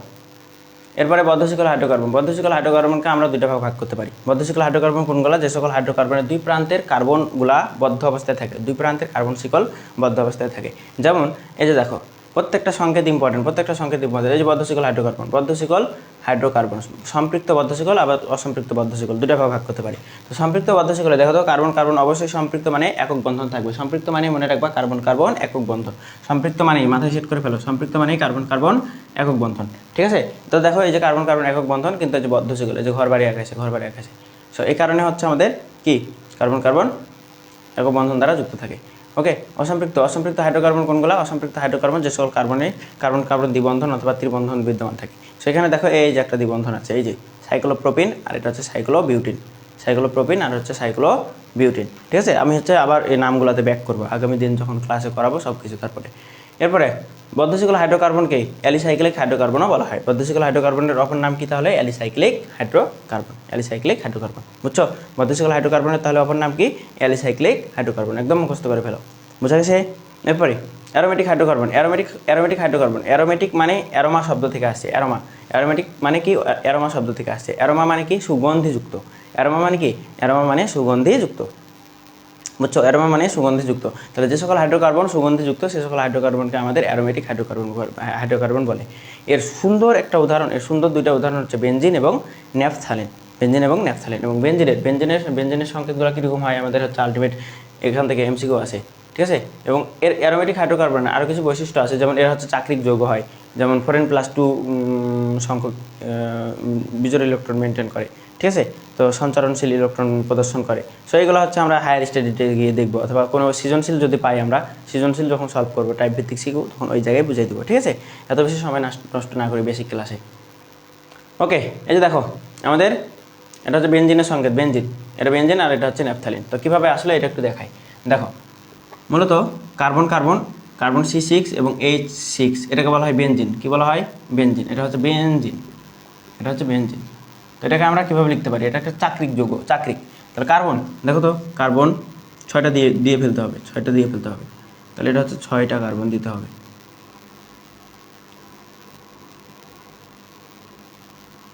বুঝছো? এখন 1টা কার্বন, 2টা কার্বন, 3টা কার্বন, 4টা কার্বন, 5টা কার্বন, 6টা কার্বন, 6টা দিছো। এবার 6টা, একটাতে হাত দিবা, একটাতে বন্ধন দিবা, একটা খালি রাখবা, একটা বন্ধন দিবা, একটাতে খালি রাখবা, একটা বন্ধন দিবা, একটা খালি রাখবা, তাহলে হয়ে গেল এটা আমাদের বেনজিন। এবং দেখো তো হাতে কয়টা করে হাইড্রোজেন বাকি আছে? এখানে 3টা হাইড্রোজেন আছে কার্বনে, তাহলে একটা হাত খালি, তাহলে এখানে একটা হাইড্রোজেন বসবে, এখানে একটা হাত খালি, এখানে একটা হাত খালি, এখানে একটা হাইড্রোজেন বসবে, এখানে একটা, অ্যান্ড ফাইনালি এখানে একটা, তাই না? তাহলে এই যে আমাদের দেখো কয়টা কার্বন? 1 2 3 4 5 6 হাইড্রোজেন কয়টা? 1 2 3 4 5 6। তাহলে C6H12, C6H6, এটা একটা বেনজিন। তো বেনজিনের কাঠামোটা এরকম হয়। এবং এটাকে যদি তুমি নর্মালি লিখো, গাঠনিক সংকেত এভাবে না লিখে তুমি যদি নর্মালি লিখো, তাহলে আমরা হচ্ছে বেনজিনের অনেকটা এরকম পাই। দেখো তো এটা হচ্ছে আমি যদি এরকম করে লিখি, এরকম করে আমরা লিখতে পারি, ঠিক আছে, এইভাবে। তো এটাকে তখন এভাবে আমাদের প্রকাশ করতে হয়। এবং একটা হাত খালি থাকবে, একটা হাতে বন্ধন থাকবে, একটা হাত খালি, একটা হাতে বন্ধন থাকবে, ঠিক আছে। একটা হাত খালি, একটা হাতে বন্ধন থাকবে। তুমি যেখান থেকে শুরু করবা তারপরের হাতটাকে খালি রাখবা, তারপরে হাতটাকে তুমি বন্ধন দিয়ে ফেলবা, এভাবেই করতে হবে, ডাজেন্ট ম্যাটার, ঠিক আছে। তো এটা মূলত আমাদের বেনজিনের সংকেত কোনটি এভাবে আসে, এই যে এটাও আসে, এটাও মনে রাখবা। অ্যান্ড ন্যাপথালিন জিনিসটা কি? জাস্ট বেনজিনের হচ্ছে দুইটা বেনজিন পাশাপাশি বসাই দিবা, পেয়ে যাবা তুমি ন্যাপথালিন, পেয়ে যাবা ন্যাপথালিন, বুঝছো? তাহলে দুইটা বেনজিন পাশাপাশি বসাই দিবা, তুমি পেয়ে যাবা ন্যাপথালিন। কি পেয়ে যাবা বলো তো? ন্যাপথালিন পেয়ে যাবা, বুঝা গেছে ভাই? এই দুইটা বেনজিন পাশাপাশি বসাই দিছো, এটা তুমি পেয়ে যাবা ন্যাপথালিন। এটা চাইলে ছোটো করতে পারো,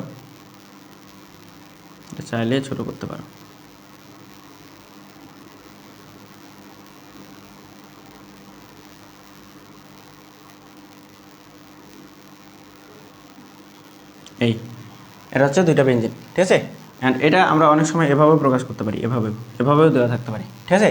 সো প্যারা নেই, জিনিসটা সেম, এটাও যেটা, এটাও সেটা, এটাও একই। তাহলে এটা হচ্ছে বেনজিন আর এটা হচ্ছে আমাদের ন্যাপথালিন। বুঝতেছো কি তোমরা? বলো তো। না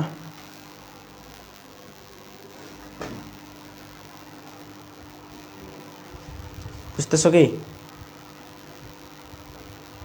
বুঝা যাচ্ছে কি বলো তো একটু? সব কিছু কি ঠিকঠাক নাকি বোরিং লাগতেছে?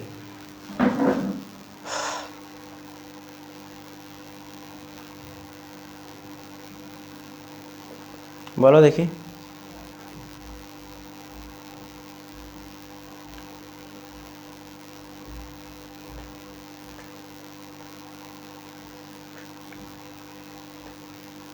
মাহফুজুর রহমান, মেহেদি, সম্রাট।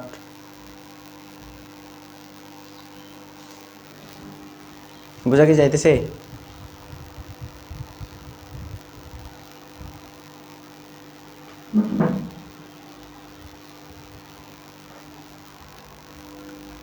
এবার পরবর্তী নেক্সট আমাদের টার্গেট কি আছে?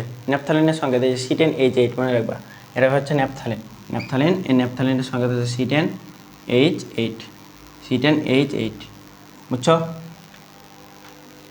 এবার আসো সমগোত্রীয় শ্রেণী। সমগোত্রীয় শ্রেণী জিনিসটা কি? যে সকল যৌগের কার্যকরী মূলক একই হয় তাদের ভৌত ও রাসায়নিক ধর্মাবলী সম্পূর্ণরূপে মিলে যায় বা আংশিক মিলে যায়, সে সকল মৌলগুলোকে একত্রে কি বলা হয়? আমাদের সমগোত্রীয় শ্রেণী বলা হয়। কিচ্ছু বোঝো নাই, তোমাকে বুঝতে হবে না, ঠিক আছে?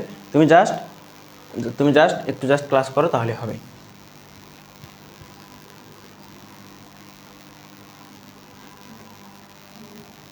দেখো সমগোত্রীয় শ্রেণী সব বইয়ে এই যে সুন্দর করে সংজ্ঞাটা দেওয়া আছে, যে সকল যৌগের কার্যকরীমূলক একই হয় তাদের ভৌত ও রাসায়নিক ধর্মের গভীর মিল থাকে, তারা একই শ্রেণীভুক্ত, এদেরকে কী বলে? সমগোত্রীয় শ্রেণী বলে।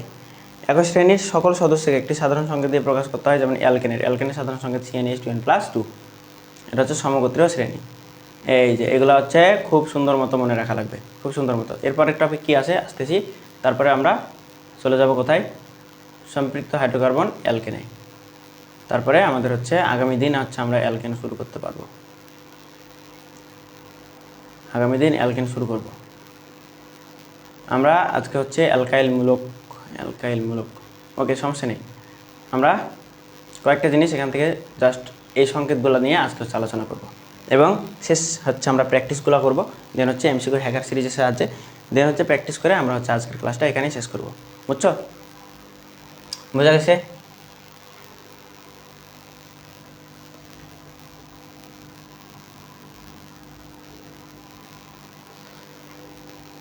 তো দেখো অ্যালকেনের সাধারণ সংকেত কি? CnH2n+2। দেখো নোট হুট করেই কেন মনে হলো নোট করানো এত বেশি উচিত না, কারণ হচ্ছে তোমার যে জিনিসটা বইয়ে আছে তোমার আলাদা একটা প্রেশার ক্রিয়েট হবে মাথায়, বুঝছো? তুমি আবার নোট করবা, আবার বই খুলবা, বইয়ের সব কিছু পড়বা, এত সময় কই তোমার?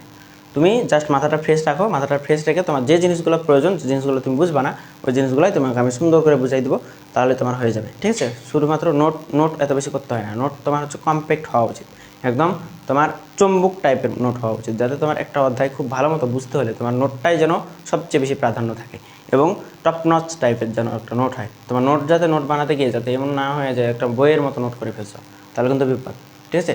তাহলে আলটিমেট বই থেকে নোট দুইটা প্রেশার, ঠিক আছে? ওকে, সো অ্যালকেনের সাধারণ সংকেত CnH2n+2, এগুলো একটু বোঝাই। দেখো অ্যালকেনের সাধারণ সংকেত হচ্ছে CnH2n+2। তোমাদের কাজ হবে এগুলো টানা মুখস্থ করা, A+B² মুখস্থ করছে না, ওরকম করে। সো অ্যালকেনের সাধারণ সংকেত সমগোত্রীয় শ্রেণী টপিক দিবা।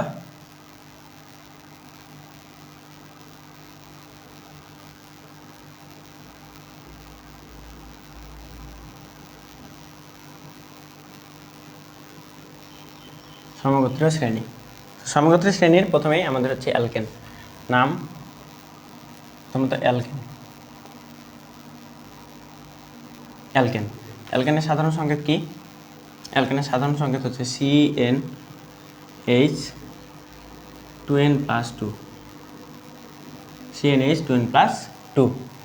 CnH2n+2, এবং এর প্রথম সদস্য যদি হয়, দ্বিতীয় সদস্য যদি হয়, কি হবে সব কিছু আমরা আগামী ক্লাসে দেখব, ঠিক আছে? তোমাদের কাজ হবে শুধুমাত্র এইটুকু মুখস্থ করা আজকে, বেশি প্রেশার নিও না, শুধুমাত্র যতটুকু করাচ্ছি ততটুকু মুখস্থ করবা। আগামী ক্লাস থেকে একদম ধুমধাম, একদম কি বলে এটাকে, একদম বস টাইপের ক্লাস হবে, বস টাইপের, ঠিক আছে? বলতে চাইছিলাম কি, বলে ফেললাম কি? ওকে, সমস্যা নেই। সেটা হচ্ছে অ্যালকেনের সাধারণ সংকেত কি আমি হচ্ছে লিখে দিচ্ছি, কারণ এগুলো হচ্ছে মুখস্থ করতে হবে। CnH2n,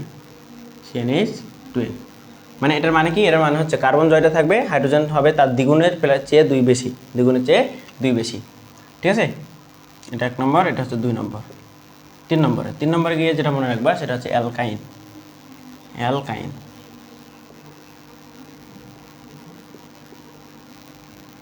অ্যালকাইন। অ্যালকাইনের কি মনে রাখবা?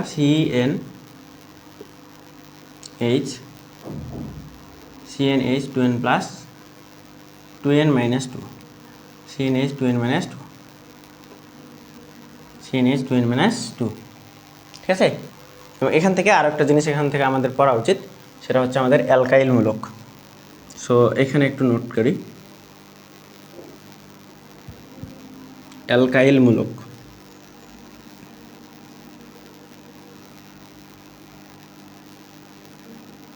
অ্যালকাইল মূলক যেখানে দেওয়া আছে, কিন্তু এখানে তোমরা বুঝবা না কিছু। অ্যালকাইল মূলক যেখানে দেওয়া আছে, এই যে অ্যালকাইল গ্রুপ, অ্যালকাইল মূলক, এই জিনিসটা আগে বুঝতে হবে। এগুলো মুখস্থ করতে হলে আগে এই জিনিসটা বুঝতে হবে। অ্যালকাইল মূলক, অ্যালকাইল মূলক জিনিসটা কি?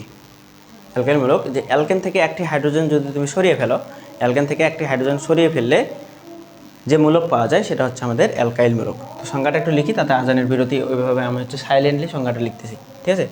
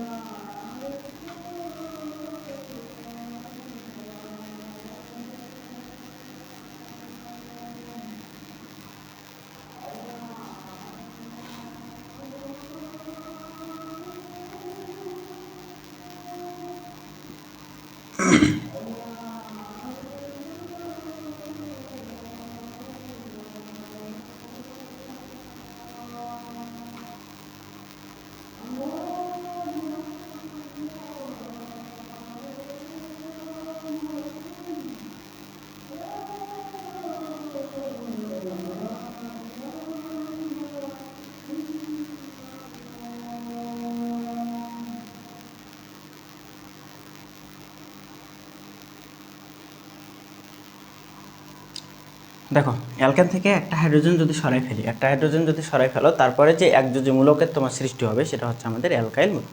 কিছু বোঝো না, তাই না? আসো দেখো, অ্যালকেন, অ্যালকেনের সাধারণ সংকেত কী ছিল ভাই? এটা ছিল অ্যালকেন CnH 2n+2, এটা ছিল অ্যালকেনের সাধারণ সংকেত। এখানে অ্যালকেনের সাধারণ সংকেতে কার্বনের সংখ্যা কোনটা এবং হাইড্রোজেনের সংখ্যা কোনটা বলো তো? এখান থেকেই বলো। কার্বনের সংখ্যা এই যে n, কার্বনের সংখ্যা n নির্দেশ করতেছে, এবং হাইড্রোজেনের সংখ্যা আমাদের 2n+2, 2n+2। এখন এই 2n+2 হচ্ছে হাইড্রোজেনের সংখ্যা। তোমাকে বলতেছে অ্যালকেন থেকে একটি হাইড্রোজেন অপসারণ করলে, তাহলে হাইড্রোজেন অপসারণ করতে হবে, তার মানে H, আমি যদি এটাকে আলাদা করি 2n+2, তাই না? তাহলে একটা হাইড্রোজেন অপসারণ করে ফেলতে হবে। এর মানে সূত্রটা কী দাঁড়াবে? আমি যদি এখান থেকে একটা হাইড্রোজেন মাইনাস করে দিই, তাহলে মাইনাস যদি করে দিই, তাহলে এখান থেকে হাইড্রোজেন দাঁড়াবে CnH2n প্লাস, এখানে দুইটা হাইড্রোজেন ছিল, তাহলে দুইটা হাইড্রোজেন থেকে একটা হাইড্রোজেন কমে যাবে না? একটা হাইড্রোজেন কমে যাবে, কারণ কি দুইটা থেকে কি করতেছে দেখো তো, তুমি যদি না বুঝে দেখো, দুইটা হাইড্রোজেন ছিল, তাহলে একটাকে অপসারণ করতেছে, একটাকে বাদ দিচ্ছ, তাহলে একটাকে বাদ দিলে কি পাবা? এখান থেকে তুমি এখান থেকে H 2n প্লাস, তো 2 থেকে 1 বাদ দিচ্ছ, তাহলে প্লাস কি 2n+1 এরকম পাচ্ছ না? তার মানে আলটিমেট আমরা যদি সংকেতটা এভাবে লিখি যে CnH একটা হাইড্রোজেন অপসারণ করার পর 2n+1, ভুল কি হবে? ভুল হবে কি? দেখো তো এটা আসলে এটা মিন করে কি না? অ্যালকেন থেকে একটি হাইড্রোজেন অপসারণ করলে যে একযোজী মূলক পাওয়া যায়, তাহলে অ্যালকেন থেকে একটি হাইড্রোজেন অপসারণ করলাম, তাহলে এই যে মূলকটা পাইলাম আমরা, একযোজী মূলক পাইলাম, এটাই মূলত আমাদের অ্যালকাইল মূলক, এবং এই অ্যালকাইল মূলককে মনে রাখবা আর দিয়ে প্রকাশ করতে হয়, আর এবং এই আর সমান সমান কি CnH 2n+1 CnH 2n+1 2n plus কি 1, বুঝছো? তাহলে CnH 2n+1কে আমাদের অ্যালকাইল মূলক বলা হবে। বুঝা গেছে? তাহলে আসো এবার এখানে আসো 4 নম্বর হচ্ছে আমাদের অ্যালকোহল।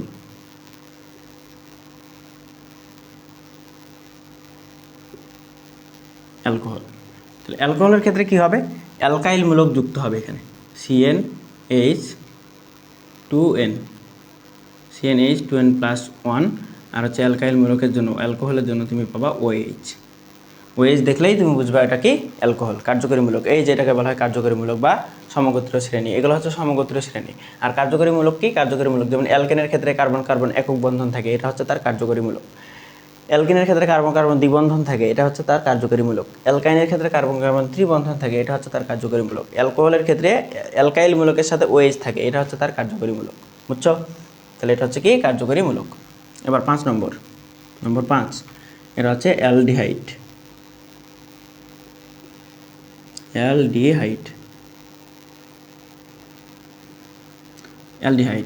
অ্যালডিহাইডের ক্ষেত্রে কী হবে? সেমভাবে অ্যালকাইল মূলক যুক্ত হবে CnH 2n+1। তো অ্যালকাইল মূলকের গুরুত্ব কতটুকু বুঝতে পারতেছো? সবার সাথে অ্যালকাইল মূলক যুক্ত থাকবে। সো অ্যালকাইল মূলক যুক্ত হয়ে CHO এখানে যুক্ত হবে। তাহলে তুমি CHO দেখলেই বুঝবা এটা একটা অ্যালডিহাইড। ঠিক আছে, এটা একটা অ্যালডিহাইড। অ্যান্ড লাস্ট ওয়ান আমাদের কার্বক্সিলিক অ্যাসিড, অথবা কী দেওয়া থাকতে পারে দেখি বইয়ে আমাদের যেটা দেওয়া আছে কার্বক্সিলিক অ্যাসিড। ঠিক আছে, সো দেখো সবগুলো ঠিক আছে কিনা, ভাইয়ের কথা ঠিক আছে কিনা দেখো, এই যে বুঝছো? তো দেখো কার্বক্সিলিক অ্যাসিড,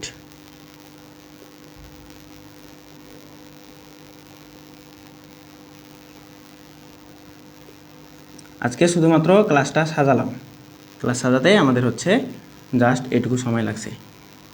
আগামী ক্লাস থেকে ইনশাল্লাহ এই অধ্যায়ে তোমার হচ্ছে সবচেয়ে বেশি ইজি পিজি মনে হবে। অ্যান্ড বাংলাদেশে আমি এমন ইউনিক করে এই অধ্যায় করাবো যেটা তুমি অন্য কোথাও তুমি পাবা না ইনশাল্লাহ, এটা তুমি শিওর থাকো। ঠিক আছে, তাহলে এরপরে এখানে কি যুক্ত হবে? COOH। কারণ ইউটিউব তো তোমার খোলাই থাকবে, তুমি মিলাবা, কন্টেন্ট তো অহরহ আছে, তুমি জাস্ট আমার কথার সাথে মিলাবা যে ভাইয়া কী বলছিল অ্যান্ড হচ্ছে কী করাচ্ছি। বুঝছো? বুঝে গেছে? ওকে, তাহলে CnH 2n+1 তার সাথে যদি COOH যুক্ত থাকে তাহলে ওটা হচ্ছে আমাদের কার্বক্সিলিক অ্যাসিড। বুঝছো? ওকে, তাহলে এইটুকু জাস্ট যতটুকু পড়ালাম ততটুকু মুখস্থ করে আসবা, ভালো মতো মুখস্থ করবা, এইটুকু মুখস্থ রাখাই লাগবে। কারণ কার্যকরী মূলককে এই জায়গায় দেয় নাই, কার্যকরী মূলকটা দেওয়া উচিত ছিল।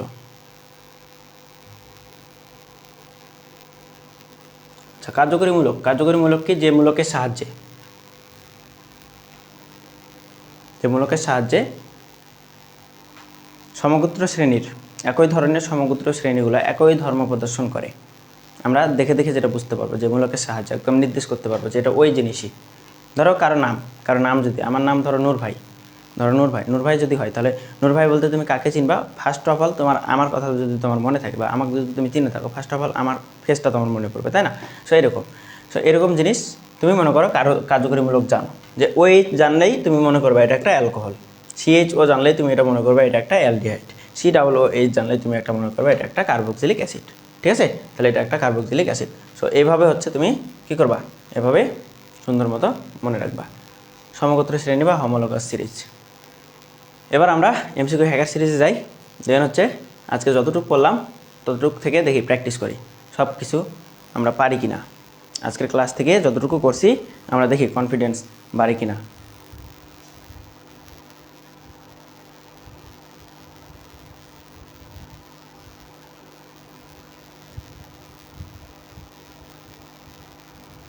মাহাদি কিচ্ছু বোঝো নাই? শোনো, এই জিনিসটা এখন তোমাকে বুঝতে হবে না। এই জিনিসটা এখন তোমাকে বুঝতে হবে না। এই জিনিসটা হচ্ছে আমি আগামী ক্লাসে তোমাকে ধরে ধরে প্রত্যেকটা জিনিস আলাদা আলাদা করে দেখাই দেবো। দেন আবার এই জায়গায় ব্যাক করবো, বইয়ে যেটা করছে সেটা হচ্ছে অগোছালোভাবে করে রাখছে। এখন তোমাকে যদি এই জিনিসগুলো বোঝাই তাহলে আগামী দিনের ক্লাসটা একদম জগা খিচুড়ি মনে হবে, বুঝছো? তো এইটা না করে আমি হচ্ছে আগামী ক্লাসেই করাই। আগামী ক্লাসে তুমি জাস্ট যতটুকু করাচ্ছি এইটুকু এইভাবে মনে রাখবা। এটা জাস্ট অ্যালকেন, অ্যালকেনের সূত্র এটা, অ্যালকিন, অ্যালকিনের সূত্র এটা, অ্যালকাইন, অ্যালকাইনের সূত্র এটা, অ্যান্ড অ্যালকোহল, অ্যালকোহলের সূত্র এটা, অ্যালডিহাইডের সূত্র এটা, কার্বক্সিলিক অ্যাসিডের সূত্র এটা। এই যে A+B² যেভাবে মনে রাখো ওইটা ওভাবেই আগামী ক্লাস পর্যন্ত একটু জাস্ট ধৈর্য ধরো অ্যান্ড ওইখান থেকে জাস্ট মনে করে রাখো, তাহলে হবে, ঠিক আছে? অ্যান্ড ভালো মতো মনে রাখবে যে কোনটা আমি তোমাকে ধরলেই যেন পারে, বুঝা গেছে? তাহলে ওইটুকু জানলেই হবে। আগামী ক্লাসে আমরা এটা থেকে কয়টা কাজ করব? মূলত 4টা বা 3টা কাজ করব। একটা হচ্ছে আমরা সাধারণ সংকেত লিখব, সাধারণ সংকেত কোনো একটা মৌলের বা অ্যালকেনের সাধারণ সংকেত আমরা লিখব, অ্যালকেনের সাধারণ সংকেত। তারপরে আমরা নামকরণটা দেখব, কীভাবে নাম আসছে, এই যে নাম যেগুলো দিয়ে রাখছে, ঠিক আছে? এরপরে আমরা দেখব গাঠনিক সংকেত। তো এগুলো তো আলোচনা করা নাই, এগুলো আলাদা করে কোথাও তোমাকে কেউ আলোচনা করে এইভাবে আমার মতো করে ইউনিক করে আলোচনা করবেও না, ঠিক আছে? তো ওই ক্লাস পর্যন্ত একটু জাস্ট ওয়েট করো, একটু জাস্ট ধৈর্য ধরো, ইনশাল্লাহ সব কিছু ক্লিয়ার হয়ে যাবে, ঠিক আছে? আজকের ক্লাসে সব কিছু বুঝতে হবে না, যতটুকু পড়াইছি এখন এতটুকু থেকে আমরা হচ্ছে প্র্যাকটিস করি, দেখি আমরা হচ্ছে কতটুকু কী শিখলাম। এটুকু যদি আমরা পারি, আজকের MCQ যদি সব কিছু পারি, তাহলে বুঝবো না আমাদের পড়াশোনা ঠিক আছে, আমাদের পড়াশোনার লেভেলটা ঠিক আছে। আর যদি না পারি তাহলে বুঝতে হবে আমাদের পড়াশোনায় গ্যাপ আছে, বুঝছো? ইনশাল্লাহ পারবা। তো আমি MCQ হ্যাকার সিরিজে একটু ব্যাক করি। অ্যান্ড MCQ হ্যাকার সিরিজের জন্য আমাদের কেমিস্ট্রি MCQ হ্যাকার সিরিজের গ্রুপ আলাদা করা হয় নাই, অ্যান্ড ফিজিক্সের ক্ষেত্রেও সেম। আমরা আজকের মধ্যে সব গ্রুপগুলো আলাদা করে দেবো। অ্যান্ড হচ্ছে আমরা দেখি SSC 27 অ্যান্ড 28 ব্যাচের জন্য কিছু করা যায় কিনা, ফুল লাইফের তাদের জন্য কিছু একটা করা যায় কিনা, তোমাদের প্রি টেস্টের জন্য আলাদা করে কোনো প্ল্যান করা যায় কিনা, এটাও একটু প্ল্যান করতে হবে, ঠিক আছে? যাতে সবাই আমাদের সাথে অ্যাড হইতে পারে। আচ্ছা, MCQ হ্যাকার সিরিজ, বুঝছো? তো এই MCQ হ্যাকার সিরিজে তোমরা যারা অ্যাড আসো, আমাদের পেড কোর্সে যারা অ্যাড আসো, আমাদের হচ্ছে আমাদের বেসিক টু প্রিমিয়ামে, তাদের জন্য তো MCQ হ্যাকার সিরিজ ফ্রি। এবং MCQ হ্যাকার সিরিজে যারা নতুন করে কেউ যদি ভর্তি হতে চায় তাহলে তার জন্য অবশ্যই এখন আপাতত ঈদ সিজন অনুযায়ী তাতে 99 টাকা দিয়ে ভর্তি হতে পারবে। ঈদের পরে এগুলো হচ্ছে chemistry, physics, chemistry, math, physics, chemistry, higher math, এগুলোতে মিনিমাম 399 টাকা। অ্যান্ড হচ্ছে আমাদের হচ্ছে ম্যাথের ক্ষেত্রে 499 টাকা পেমেন্ট করতে হবে, অথবা 100 টাকা প্লাস মাইনাস এদিকে হইতে পারে, বুঝছো? তাহলে আমরা একটু এগুলো মিশাই অ্যান্ড হচ্ছে দেখি আমরা হচ্ছে সব কিছু যত কিছু আজকে পড়ছি সব কিছু ঠিক আছে কিনা, অ্যান্ড হচ্ছে আমরা পারি কিনা। একদম উড়াধুরা প্র্যাকটিস করবো আমরা, উড়াধুরা আগামী ক্লাসের মতোই, বুঝছো? সো ভাইয়া কীভাবে করাচ্ছি, মূলত বেসিক ক্লাস করাচ্ছি, বেসিক। তারপরে আমি MCQ হ্যাকার সিরিজ সাথে সাথে ওই ক্লাসে কমপ্লিট করাই দেবো, যতটুকু সময় লাগুক, কোনো সমস্যা নেই। অ্যান্ড এটা হচ্ছে আগামী ক্লাস থেকে আমি হচ্ছে কেটে দিয়ে আবার লাইভে আসবো, ঠিক আছে? MCQ হ্যাকার সিরিজটা আলাদাই করবো, আজকে মূলত গ্রুপগুলো আলাদা করি, তারপরে আমাদের জন্য ইজি হবে, ঠিক আছে? কেটে গিয়ে ওই গ্রুপে আবার যাব, বুঝছো? তাহলে সাথে সাথে যে টপিক যখন পড়বো ওই টপিক অনুযায়ী MCQ হ্যাকার সিরিজ কমপ্লিট করে ফেলবো, যাতে তোমার MCQ কোনো ধরনের কোনো ভয় ভীতি না থাকে, অ্যান্ড যাতে সব কিছু একদম গুছানো হইতে পড়া হয়।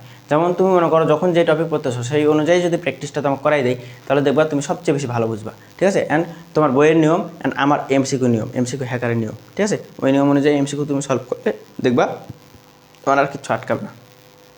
সো আমাদের MCQ হ্যাকার সিরিজ, হ্যাঁ, কেমিস্ট্রি, খনিজ সম্পদ ও জীবাশ্ম, এটা এই যে আমাদের প্রথম কোশ্চেন, প্রথম হচ্ছে ভূমিকা থেকে। প্রথম ভূমিকা আমাদের কয়লার প্রধান উপাদান, দেখো পড়ছিলাম, পারবা নাকি পারবো না বলো? কয়লার প্রধান উপাদান কি? কার্বন। দেখো এর পাশাপাশি হচ্ছে ইনফরমেশনগুলো দেওয়া আছে, এগুলো পড়ে নেবা। প্রধান উপাদান, কয়লার প্রধান উপাদান হচ্ছে আমাদের কি? কার্বন। কয়লার প্রধান উপাদান কার্বন। অ্যান্ড পেট্রোলিয়ামের প্রধান উপাদান কি? হাইড্রোকার্বন। প্রাকৃতিক গ্যাসের প্রধান উপাদান কি? মিথেন, ঠিক আছে? তিনটা ভালো মতো মনে রাখবা। কয়লার প্রধান উপাদান কার্বন, পেট্রোলিয়ামের প্রধান উপাদান হাইড্রোকার্বন, আর হচ্ছে প্রাকৃতিক গ্যাসের প্রধান উপাদান মিথেন। বুঝা গেছে? তিনটাই আমি লিখে দিয়েছিলাম, কিন্তু তিনটাই লিখে দিয়েছিলাম। দেখো পেট্রোলিয়াম, কয়লা ও প্রাকৃতিক গ্যাসের প্রধান উপাদান যথাক্রমে এই যে হাইড্রোকার্বন, কার্বন এবং মিথেন, কার্বন এবং মিথেন। এবার আসো বোর্ড কোশ্চেনে কি বলে? আমাদের মোমে কার্বনের সাথে কোন মৌলটি যুক্ত থাকে? হাইড্রোজেন থাকে। কারণ কি? মোম একটা হাইড্রোকার্বন, বুঝছো?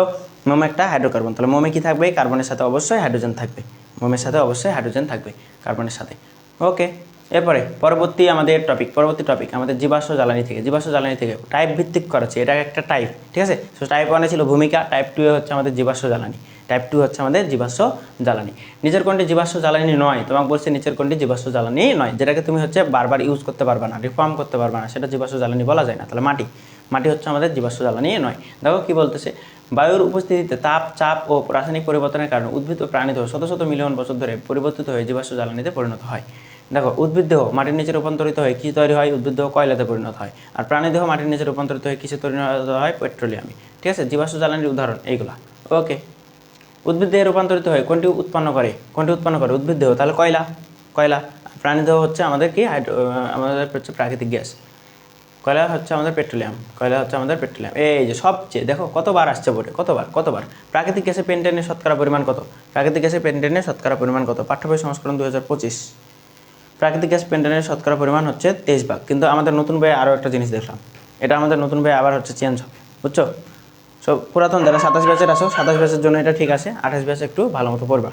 আজকে যেটা নতুন যেগুলো লিখে দিছি ওটা হচ্ছে পড়বা। ঠিক আছে, এই যে আগে পুরাতন বইয়ে এটা দেওয়া ছিল, এটা চেঞ্জ করছে, বুঝছো? ওকে, প্রাকৃতিক গ্যাসে প্রোপেনের শতকরা পরিমাণ 3%। রে বারবার আসে। প্রাকৃতিক গ্যাসে বিউটেন ও আইসোবিউটেনের শতকরা পরিমাণ। বিউটেন হচ্ছে, তাহলে এভাবে আমরা মনে রাখতাম 80-7-6 মিথেন, ইথেন, প্রোপেন, তারপরে কার বিউটেন 80-7-6-5-4। ঠিক আছে, হ্যাঁ, এগুলো সাধারণত আলটিমেট এখনও ভুলই মনে হচ্ছে, কারণ 27 ব্যাচের জন্য যদি গ্রহণযোগ্যতা পাই তাহলে পাইলো, অ্যান্ড হচ্ছে 28 ব্যাচের জন্য পাবে কিনা জানি না। ঠিক আছে, অ্যান্ড কীভাবে এটা হচ্ছে অ্যান্সার করবে এটা হচ্ছে পরবর্তীতে এটা নিয়ে কথা হবে আর কি। কিসের যৌগের উপস্থিতির ফলে ক্রুড অয়েল দুর্গন্ধযুক্ত হয়? সালফারের কারণে, মনে রাখবা, সালফারের কারণে। পেট্রোলিয়াম থেকে তার উপাদানগুলো পৃথক করা যায় কারণ উপাদানগুলো স্ফুটনাঙ্ক ভিন্ন। স্ফুটনাঙ্ক যে আমরা দেখলাম কত ডিগ্রি তাপমাত্রায় কত হয়, প্রত্যেকটা আমরা আলাদা আলাদা করি, তাই না? পেট্রোলিয়ামে কেরোসিনের শতকরা পরিমাণ এই যে 13 ভাগ।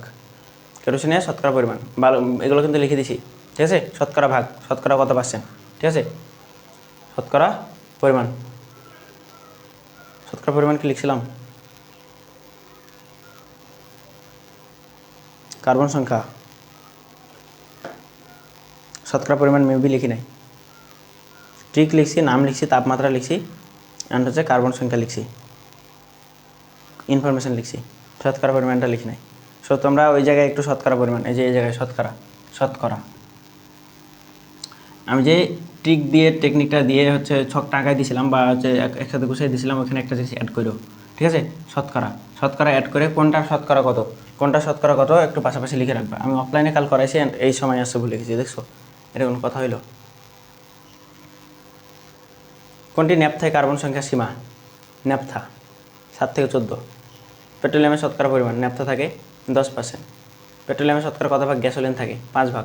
এগুলো প্রত্যেকটা সুন্দর করে বইয়ে দেওয়া আছে, ঠিক আছে। এরপরে দেখো প্রত্যেকটা কোশ্চেন। পেট্রোলিয়ামের শতকরা কত ভাগ পেট্রোল থাকে? 5%। গ্যাসোলিনের কার্বন সংখ্যা 5 থেকে 10। গ্যাসোলিনের কার্বন সংখ্যা কত? 5 থেকে 10। ঠিক আছে। পেট্রোলিয়াম যৌগের আংশিক পাতনের সময় কত তাপমাত্রা অঞ্চলে প্যারাফিন মোম এটা কত ছিল বলো? প্রথমটা 0 থেকে 20, তারপরে 20 থেকে প্যারাফিন মোম, তার মানে মোম পেয়েছি একদম অনেক দূরে, তাহলে 271 থেকে 340, মানে আগেরটা একদম শেষ থেকে আগেরটা। ঠিক আছে। পেট্রোলিয়াম আংশিক পাতনে এত তাপমাত্রায় কোনটি পৃথক করা হয়? তাহলে 270 থেকে তার আগেরটা, তাহলে 270 কোনটা? এটা যদি পেট্রোলিয়াম মোম হয় তাহলে পেট্রোল পাম্পে পেট্রোল নেওয়াই, কেরোসিন, ডিজেল, সম্ভবত ডিজেল, কেরোসিন। ঠিক আছে, ওগুলো একটু পড়বা ভালো মতো। অপরিশোধিত তেলকে কত তাপমাত্রায় আংশিক পাতন করা হয়? অপরিশোধিত তেল 71 থেকে 120 ডিগ্রি। ঠিক আছে। কত অণুতে কার্বন? 17 থেকে 20টি কার্বন থাকে। ডিজেল, সব কিছু লিখে দিছি, হ্যাঁ, শুধুমাত্র ওইটা বিগ মিস্টেক হয়ে গেছে। এরপরে আসো হাইড্রোকার্বনকে প্রধানত কয়টা ভাগে ভাগ করা যায় বলো? হাইড্রোকার্বনকে প্রধানত 2টা ভাগে ভাগ করা যায়। একটা হচ্ছে সম্পৃক্ত হাইড্রোকার্বন, একটা অ্যালিফেটিক হাইড্রোকার্বন, আর একটা হচ্ছে অ্যারোমেটিক হাইড্রোকার্বন। অ্যালিফেটিক হাইড্রোকার্বন আর একটা হচ্ছে কি অ্যারোমেটিক হাইড্রোকার্বন। অ্যালিফেটিক আর হচ্ছে অ্যারোমেটিক আর অ্যারোমেটিককে আবার 2 ভাগে ভাগ করা যায়। অ্যালিফেটিককে আবার 2 ভাগে ভাগ করা যায়, একটা হচ্ছে তোমার মুক্ত শিকল আর হচ্ছে বদ্ধ শিকল। মুক্ত শিকলকে আবার 2 ভাগে ভাগ করতে পারবা, একটা হচ্ছে সম্পৃক্ত আর একটা অসম্পৃক্ত। বদ্ধ শিকলকে 2 ভাগে ভাগ করতে পারবা, সম্পৃক্ত অসম্পৃক্ত। সম্পৃক্ত মানে কি? সম্পৃক্ত মানে হচ্ছে একক বন্ধন, অসম্পৃক্ত মানে হচ্ছে দ্বিবন্ধন আর হচ্ছে ত্রিবন্ধন, তাই না? দ্বিবন্ধন আর ত্রিবন্ধন। হাইড্রোকার্বন মূল উপাদান কেরোসিন। কোনটির মূল উপাদান হাইড্রোকার্বন? কেরোসিন। অসম্পৃক্ত হাইড্রোকার্বন, এই যে এটা কীভাবে করবা দেখো। অসম্পৃক্ত হাইড্রোকার্বন মানে তুমি মনে রাখবা, অসম্পৃক্ত হাইড্রোকার্বন মানে হয় সিএন হবে, সিএন টু এন হবে, অথবা CnH2n-2 হবে, কারণ এটা হচ্ছে অ্যালকিনের সংকেত, এটা হচ্ছে অ্যালকাইনের সংকেত। এর কার্বন কার্বন দ্বিবন্ধন থাকে, আর এর হচ্ছে কার্বন কার্বন ত্রিবন্ধন থাকে। তাহলে কার্বন কার্বন দ্বিবন্ধন, কার্বন কার্বন ত্রিবন্ধন, কার্বন কার্বন দ্বিবন্ধন আর ত্রিবন্ধন থাকলে এটাকে আমরা সম্পৃক্ত অসম্পৃক্ত বলতে পারবো। সম্পৃক্ততা না অসম্পৃক্ত মৌলবস্তু বলতে। তোমাকে বলছে অসম্পৃক্ত হাইড্রোকার্বন, তাহলে মিলাবা। তাহলে দেখো এই যে তিনটা তার ডাবল হচ্ছে হাইড্রোজেন, তাহলে এটা অবশ্যই অ্যালকিনের সংকেত, অ্যালকিন, এটাই হবে অ্যান্সার, বুঝছো? এরপরের topic aliphatic hydrocarbon. Aliphatic hydrocarbon কোত্থেকে আসছে? আমাদের চর্বিজাত থেকে, তাই না? মুক্তশিকল বদ্ধশিকল দুই ভাগে ভাগ করা যায়। অ্যালিফ্যাটিক হাইড্রোকার্বন দুই প্রকার, একটা মুক্তশিকল আর হচ্ছে বদ্ধশিকল। এই যে এই ছকটা একটু লিখে নেবা, খাতায় সুন্দর করে নোট করবা, খাতায় একটু নোট করবা, বুঝা গেছে? সুন্দর করে খাতায় একটু নোট করবা। হাইড্রোকার্বনকে দুই ভাগে ভাগ করা যায়, একটা অ্যালিফ্যাটিক আর হচ্ছে অ্যারোমেটিক। অ্যালিফ্যাটিককে আবার দুই ভাগে, মুক্তশিকল বদ্ধশিকল। মুক্তশিকলকে দুই ভাগে, সম্পৃক্ত আর হচ্ছে অসম্পৃক্ত। বদ্ধশিকলকে দুই ভাগে, বদ্ধশিকলকে আবার অ্যালিসাইক্লিক বলা হয়। সম্পৃক্ত আর হচ্ছে অসম্পৃক্ত। আচ্ছা, সম্পৃক্ত হচ্ছে অ্যালকেন, আর অসম্পৃক্ত হচ্ছে অ্যালকেন এবং অ্যালকাইন। এই ছকটা সুন্দর করে খাতায় লিখে নিবা, ঠিক আছে? এই ছকটা সুন্দর করে খাতায় উঠাই রাখবা, বুঝা গেছে? কোনটি অসম্পৃক্ত বদ্ধশিকল হাইড্রোকার্বনের সংকেত? অসম্পৃক্ত মনে রাখবো। অসম্পৃক্ত বদ্ধশিকল মানে তুমি হচ্ছে আগে হচ্ছে অসম্পৃক্ত করবা, তাহলে অসম্পৃক্ত থেকে আবার দুইটা হাইড্রোজেন কম থাকবে। এখন তোমার টেকনিকটা কি দেখো, টেকনিক বলে দিই। CnH কি থাকবে? 2n, এটা হয় অসম্পৃক্ত হবে, অথবা CnH2n-2 এটা হবে, ঠিক আছে? তাহলে কার্বন সংখ্যা প্রত্যেকটারই এখানে 2 3 4, তাহলে 2 দিয়ে আমি হচ্ছে চেক করি, 2 দিয়ে এটা কত হবে? কার্বন 2 হবে, H কত হবে? 4 হবে, এই অনুযায়ী 4 হবে। কিন্তু সাইক্লিকের ক্ষেত্রে বা বদ্ধশিকলের ক্ষেত্রে হাইড্রোজেন সংখ্যা আরও 2টা কমে যায়। কেন কমে যায় তোমাকে আমি বলি। দেখো, সাইক্লিক যখন আমরা করব, ধরো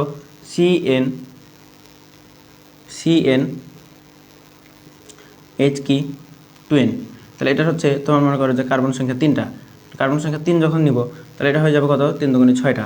তাহলে এটা যদি আমি সাইক্লিক যদি করি 3টা কার্বন দিতে হবে, 3টা কার্বন দিলাম, তাহলে এই বন্ধন, এই হচ্ছে সাইক্লিক। তাহলে বন্ধন দেওয়ার পরে হাইড্রোজেন দেখো তো, হাইড্রোজেন অ্যাকচুয়ালি এখানে কয়টা লাগবে? এখানে 2টা হাইড্রোজেন, তাহলে 2টা হাত খালি, তাহলে এখানে 2টা হাইড্রোজেন লাগবে। এখানে কয়টা হাইড্রোজেন লাগবে? এখানে 2টা হাইড্রোজেন লাগবে। এন্ড এখানে কয়টা হাইড্রোজেন লাগবে? 2টা হাইড্রোজেন লাগবে, তাই না? 2টা হাইড্রোজেন দেওয়ার পর হাইড্রোজেন কয়টা হয়েছে? আচ্ছা, এই জায়গায় তো আমাদের ঠিক নেই, কারণ কি আমরা হচ্ছে অ্যালকিন করতেছি, তাহলে যে কোনো এক জায়গায় দ্বিবন্ধন দিতে হবে। তাহলে এই জায়গায় দ্বিবন্ধন দিলাম, তাহলে এই জায়গায় দ্বিবন্ধন দিলে এটা হয়ে যাবে একটা হাইড্রোজেন, এটা হয়ে যাবে একটা হাইড্রোজেন, তাই না? এটা একটা হাইড্রোজেন, এটা একটা হাইড্রোজেন। তাহলে দেখো 3 আর 1 4, 3 আর 1 4। এখানে দেখো তো, এখানে হাইড্রোজেন কয়টা? একটা, দুইটা, আর এখানে কয়টা? দুইটা। তাহলে টোটাল হাইড্রোজেন কয়টা ভাই? টোটাল হাইড্রোজেন হচ্ছে 4টা। বুঝছো? টোটাল হাইড্রোজেন 4টা। কিন্তু আমাদের সংকেতে কয়টা ছিল? সংকেতে দেখো তো, C3H কত হবে? 6। তাহলে এটা আমি পাইলাম C3H4, এখান থেকে পাচ্ছি। অ্যান্ড এটা আসলে গাঠনিক সংকেতের লেখার ক্ষেত্রে এটা, অ্যান্ড প্রকৃত সংকেত থেকে আমাদের হাইড্রোজেন কয়টা হচ্ছে? 2টা। তাহলে টোটাল পার্থক্য কয়টা? C3H কত ছিল? 6, C3H কত হয়ে গেছে? 4। তাহলে হাইড্রোজেন কমে গেছে কয়টা? তাহলে C3 মতো আছে, হাইড্রোজেন কমে গেছে, এখানে হয়ে গেছে আমাদের, যদি বিয়োগ করে দাও তাহলে 0। তাহলে এখান থেকে যদি এটা করা যায় না আর কি, কিন্তু করে ফেলো যদি শর্টকাটে এমনিতে মনে রাখার জন্য, ঠিক আছে? তাহলে হাইড্রোজেন কয়টা হবে বলো তো? হাইড্রোজেন 2টা। তাহলে দেখো 2টা হাইড্রোজেন মাইনাস হচ্ছে, 2টা হাইড্রোজেন কমে যাচ্ছে, 2টা হাইড্রোজেন কি হচ্ছে? কমে যাচ্ছে। তাহলে 2টা হাইড্রোজেন কমে যাবে যেখানে অসম্পৃক্তর ক্ষেত্রে, সেটাই হবে আমাদের কি?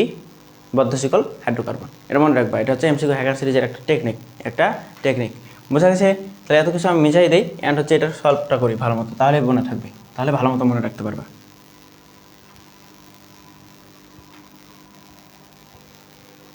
সো দেখো,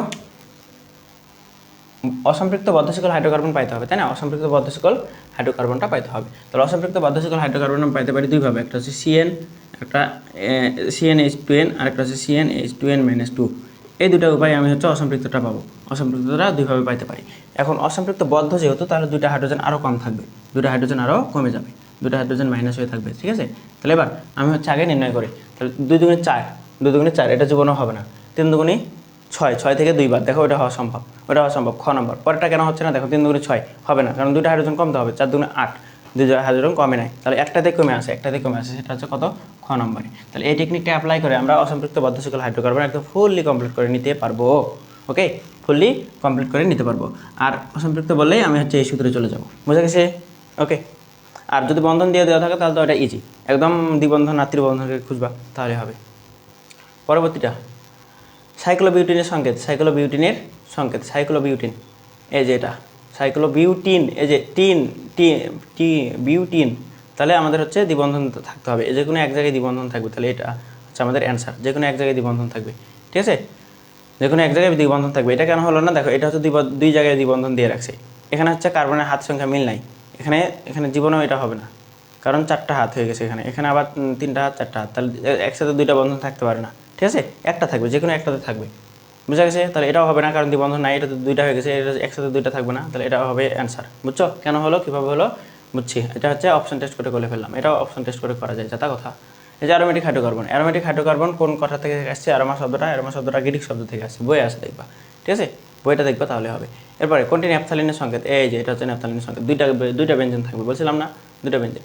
কোনটি অ্যারোমেটিক হাইড্রোকার্বন, যারা এমসিকিউ হ্যাকার সিরিজের এমসিকিউগুলো বুঝতেছো না, অবশ্যই আমাদের পেড কোর্স আছে, পেড কোর্সের হচ্ছে আমাদের কী আছে বলো তো, আমাদের basic to premium course, basic to প্রিমিয়ামের আমরা হচ্ছে এই ক্লাসগুলো কীভাবে নিচ্ছি, আমরা হচ্ছে খুব সুন্দর করে বেসিক থেকে নিচ্ছি প্রথমত, তারপরে এমসিকিউ হ্যাকার সিরিজে কনভার্ট হচ্ছে, যেদিন যেই টপিকের পড়া সেদিন সেই টপিকের এমসিকিউ হ্যাকার সিরিজ আমরা কমপ্লিট করি।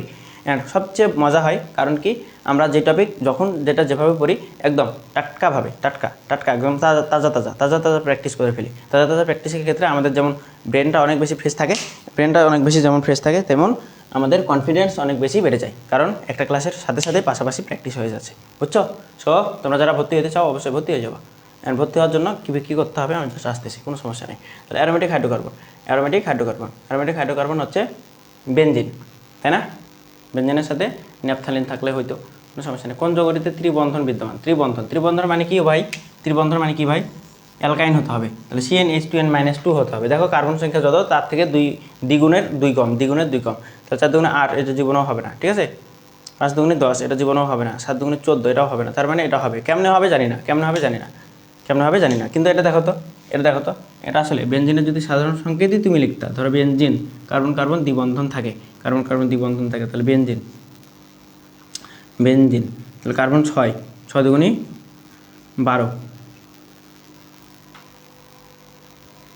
কার্বন 6 দুগুণে 12, 6টা কার্বন দেওয়ার পর কী হবে, 6টা হাইড্রোজেন কমে যাবে, কারণ 3টা হাইড্রোজেন, তিনটা হাত বন্ধন থাকবে, ঠিক আছে, এটা আমি দেখাইছি, এটা করার প্রয়োজন নেই, ওকে। বেনজিনের অণুতে কতটি দ্বিবন্ধন বিদ্যমান থাকে, বেনজিন অণুতে কতটি দ্বিবন্ধন থাকে, 3টি, তাই না, 3টা দ্বিবন্ধন থাকে, 3টা খালি থাকে। এবং ন্যাপথালিনে 5টি দ্বিবন্ধন থাকে, এটা যদি না বুঝো, দেখো এটা যদি না বুঝো, এটা একটু করে দিই, দেখো বেনজিনের বন্ধনে কয়টা দ্বিবন্ধন থাকে, বেনজিনে, এই যে এভাবে আমরা বেনজিন আঁকাচ্ছিলাম, তাই না, আজকের ক্লাসে আঁকাইছি এটা। সো এটা হচ্ছে বেনজিন। সো বেনজিনের ক্ষেত্রে আমাদের হচ্ছে যেটা করতে হয় সেটা হচ্ছে একটা হাত খালি, একটা হাত বন্ধন, একটা হাত খালি থাকে। সো এই যে দেখো, তাহলে এখানে হচ্ছে কয়টা দ্বিবন্ধন হলে, 1 2 3টা, তো 3টা দ্বিবন্ধন, এই যে দ্বিবন্ধন, এগুলো আবার না আবার এর 4টা বন্ধন মনে করো না। সো ন্যাপথালিনের ক্ষেত্রে কী হয় ভাই, ন্যাপথালিনের ক্ষেত্রে আমাদের দুইটা বেনজিন যুক্ত করতে হয়, তাই না, 2টা বেনজিন যুক্ত করলাম। তাহলে এই যে 2টা বেনজিন যুক্ত করার পর এর ঘটনাটা কী হলো, একটা হাত বন্ধন, একটা হাত খালি, একটা হাত বন্ধন, একটা হাত খালি, একটা হাত বন্ধন, একটা হাত খালি, এটা যদি বন্ধন দিয়ে ফেলো, হাত দেওয়া লাগবে না, তার কারণ এই বন্ধন এটারও বোঝাচ্ছে, তাহলে এটা যদি বন্ধন হয়, এই হাতটা খালি হবে, এই হাতটা বন্ধন, এই হাতটা খালি হবে, ঠিক আছে, শেষ, একটা খালি, একটা বন্ধন। তাহলে দেখো তো কয়টা দ্বিবন্ধন, 1টা 2টা 3টা 4টা 5টা, তাহলে দ্বিবন্ধন 5টা, ঠিক আছে, ন্যাপথালিনের ক্ষেত্রে দ্বিবন্ধন 5টা, বুঝছো। এবার ন্যাপথালিনের একটি অণুতে হাইড্রোজেন পরমাণু থাকে, হাইড্রোজেন পরমাণু কয়টা থাকবে, প্রত্যেকটা খালি হাতে একটা করে হাইড্রোজেন থাকবে, তাহলে 1 2 3 4 5 6 7 8। ন্যাপথালিনের C10H8, এটা তো লিখে দিয়েছিলাম, ঠিক আছে, C10H8 কয়টা হাইড্রোজেন থাকবে, 8টা। তুমি যদি এভাবে বুঝতে চাও তাও পড়া যাবে, সমস্যা নেই, ঠিক আছে। ওইভাবে যদি একদম বেসিক থেকে যদি বুঝতে চাও কী করবা বলো,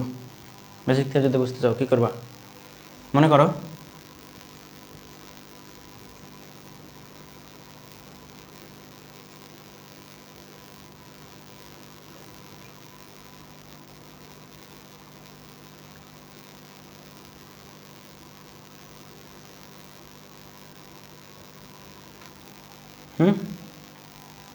তাহলে দেখি ঠিক আছে কিনা,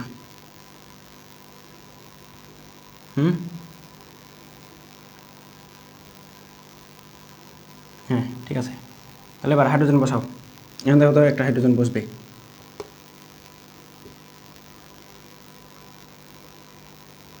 দুইটা, তাই না? এখানে দুইটা, এখানে দুইটা, এখানে দুইটা। আল্লাহ, দ্বিবন্ধন তো দেয় নাই, আগে দ্বিবন্ধন দিতে হবে। দাঁড়াও,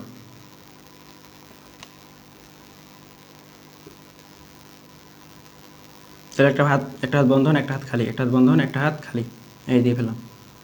এরপরে একটা হাত বন্ধন, একটা হাত খালি, এই। ওকে, তাহলে এবার বন্ধন, এখানে হাইড্রোজেন একটা বসবে, এখানে হাইড্রোজেন একটা, এখানে হাইড্রোজেন কয়টা? একটা। এখানেও হাইড্রোজেন কয়টা? একটা। এখানে দেখো তো হাইড্রোজেন কয়টা? 1 2 3 4, এখানে বসবে না। 1 2 3 4, এখানেও বসবে না। 1 2 3 4, 1 2 3, এখানে একটা বসবে, এখানে একটা বসবে, এখানে একটা বসবে, এটা 1 2 3, এখানে একটা বসবে। কয়টা হলো? 1 2 3 4 5 6 7 8। দেখছো দেখছো কাজটা কত সুন্দর, সুন্দর না? একদম বেসিক থেকে যদি বুঝতে চাও তা হবে, বুঝছো? ওকে, তাহলে ন্যাপথালিন একটি অণুতে কার্বন পরমাণু থাকে কয়টি? 10টি। নিচের কোনটি অ্যারোমেটিক যৌগ? বেনজিন আর ন্যাপথালিন, তোমাদের বইয়ে যেটা দেওয়া আছে ওইগুলোর বাইরে আসবে না, প্যারা নিও না। বেনজিনের সাধারণ সংখ্যা C6H6, ঠিক আছে? এই যে ডেকেন, কর্পূর, এগুলো একটু মনে রাখবা। ডোডেনল, ডোডেকানল। ন্যাপথালিনের কতটি দুর্বল বন্ধন রয়েছে? বন্ধন রয়েছে ন্যাপথালিনের অণুতে কতটি দুর্বল বন্ধন? দ্বিবন্ধন যেখানে থাকে ওই বন্ধনগুলো সাধারণত দুর্বল হয়, মনে রাখবা। সক্রিয়তা কম থাকে। পাই বন্ধন দ্বারা যুক্ত থাকে, পাই বন্ধন সাধারণত দুর্বল হয় সিগমা বন্ধনের চাইতে।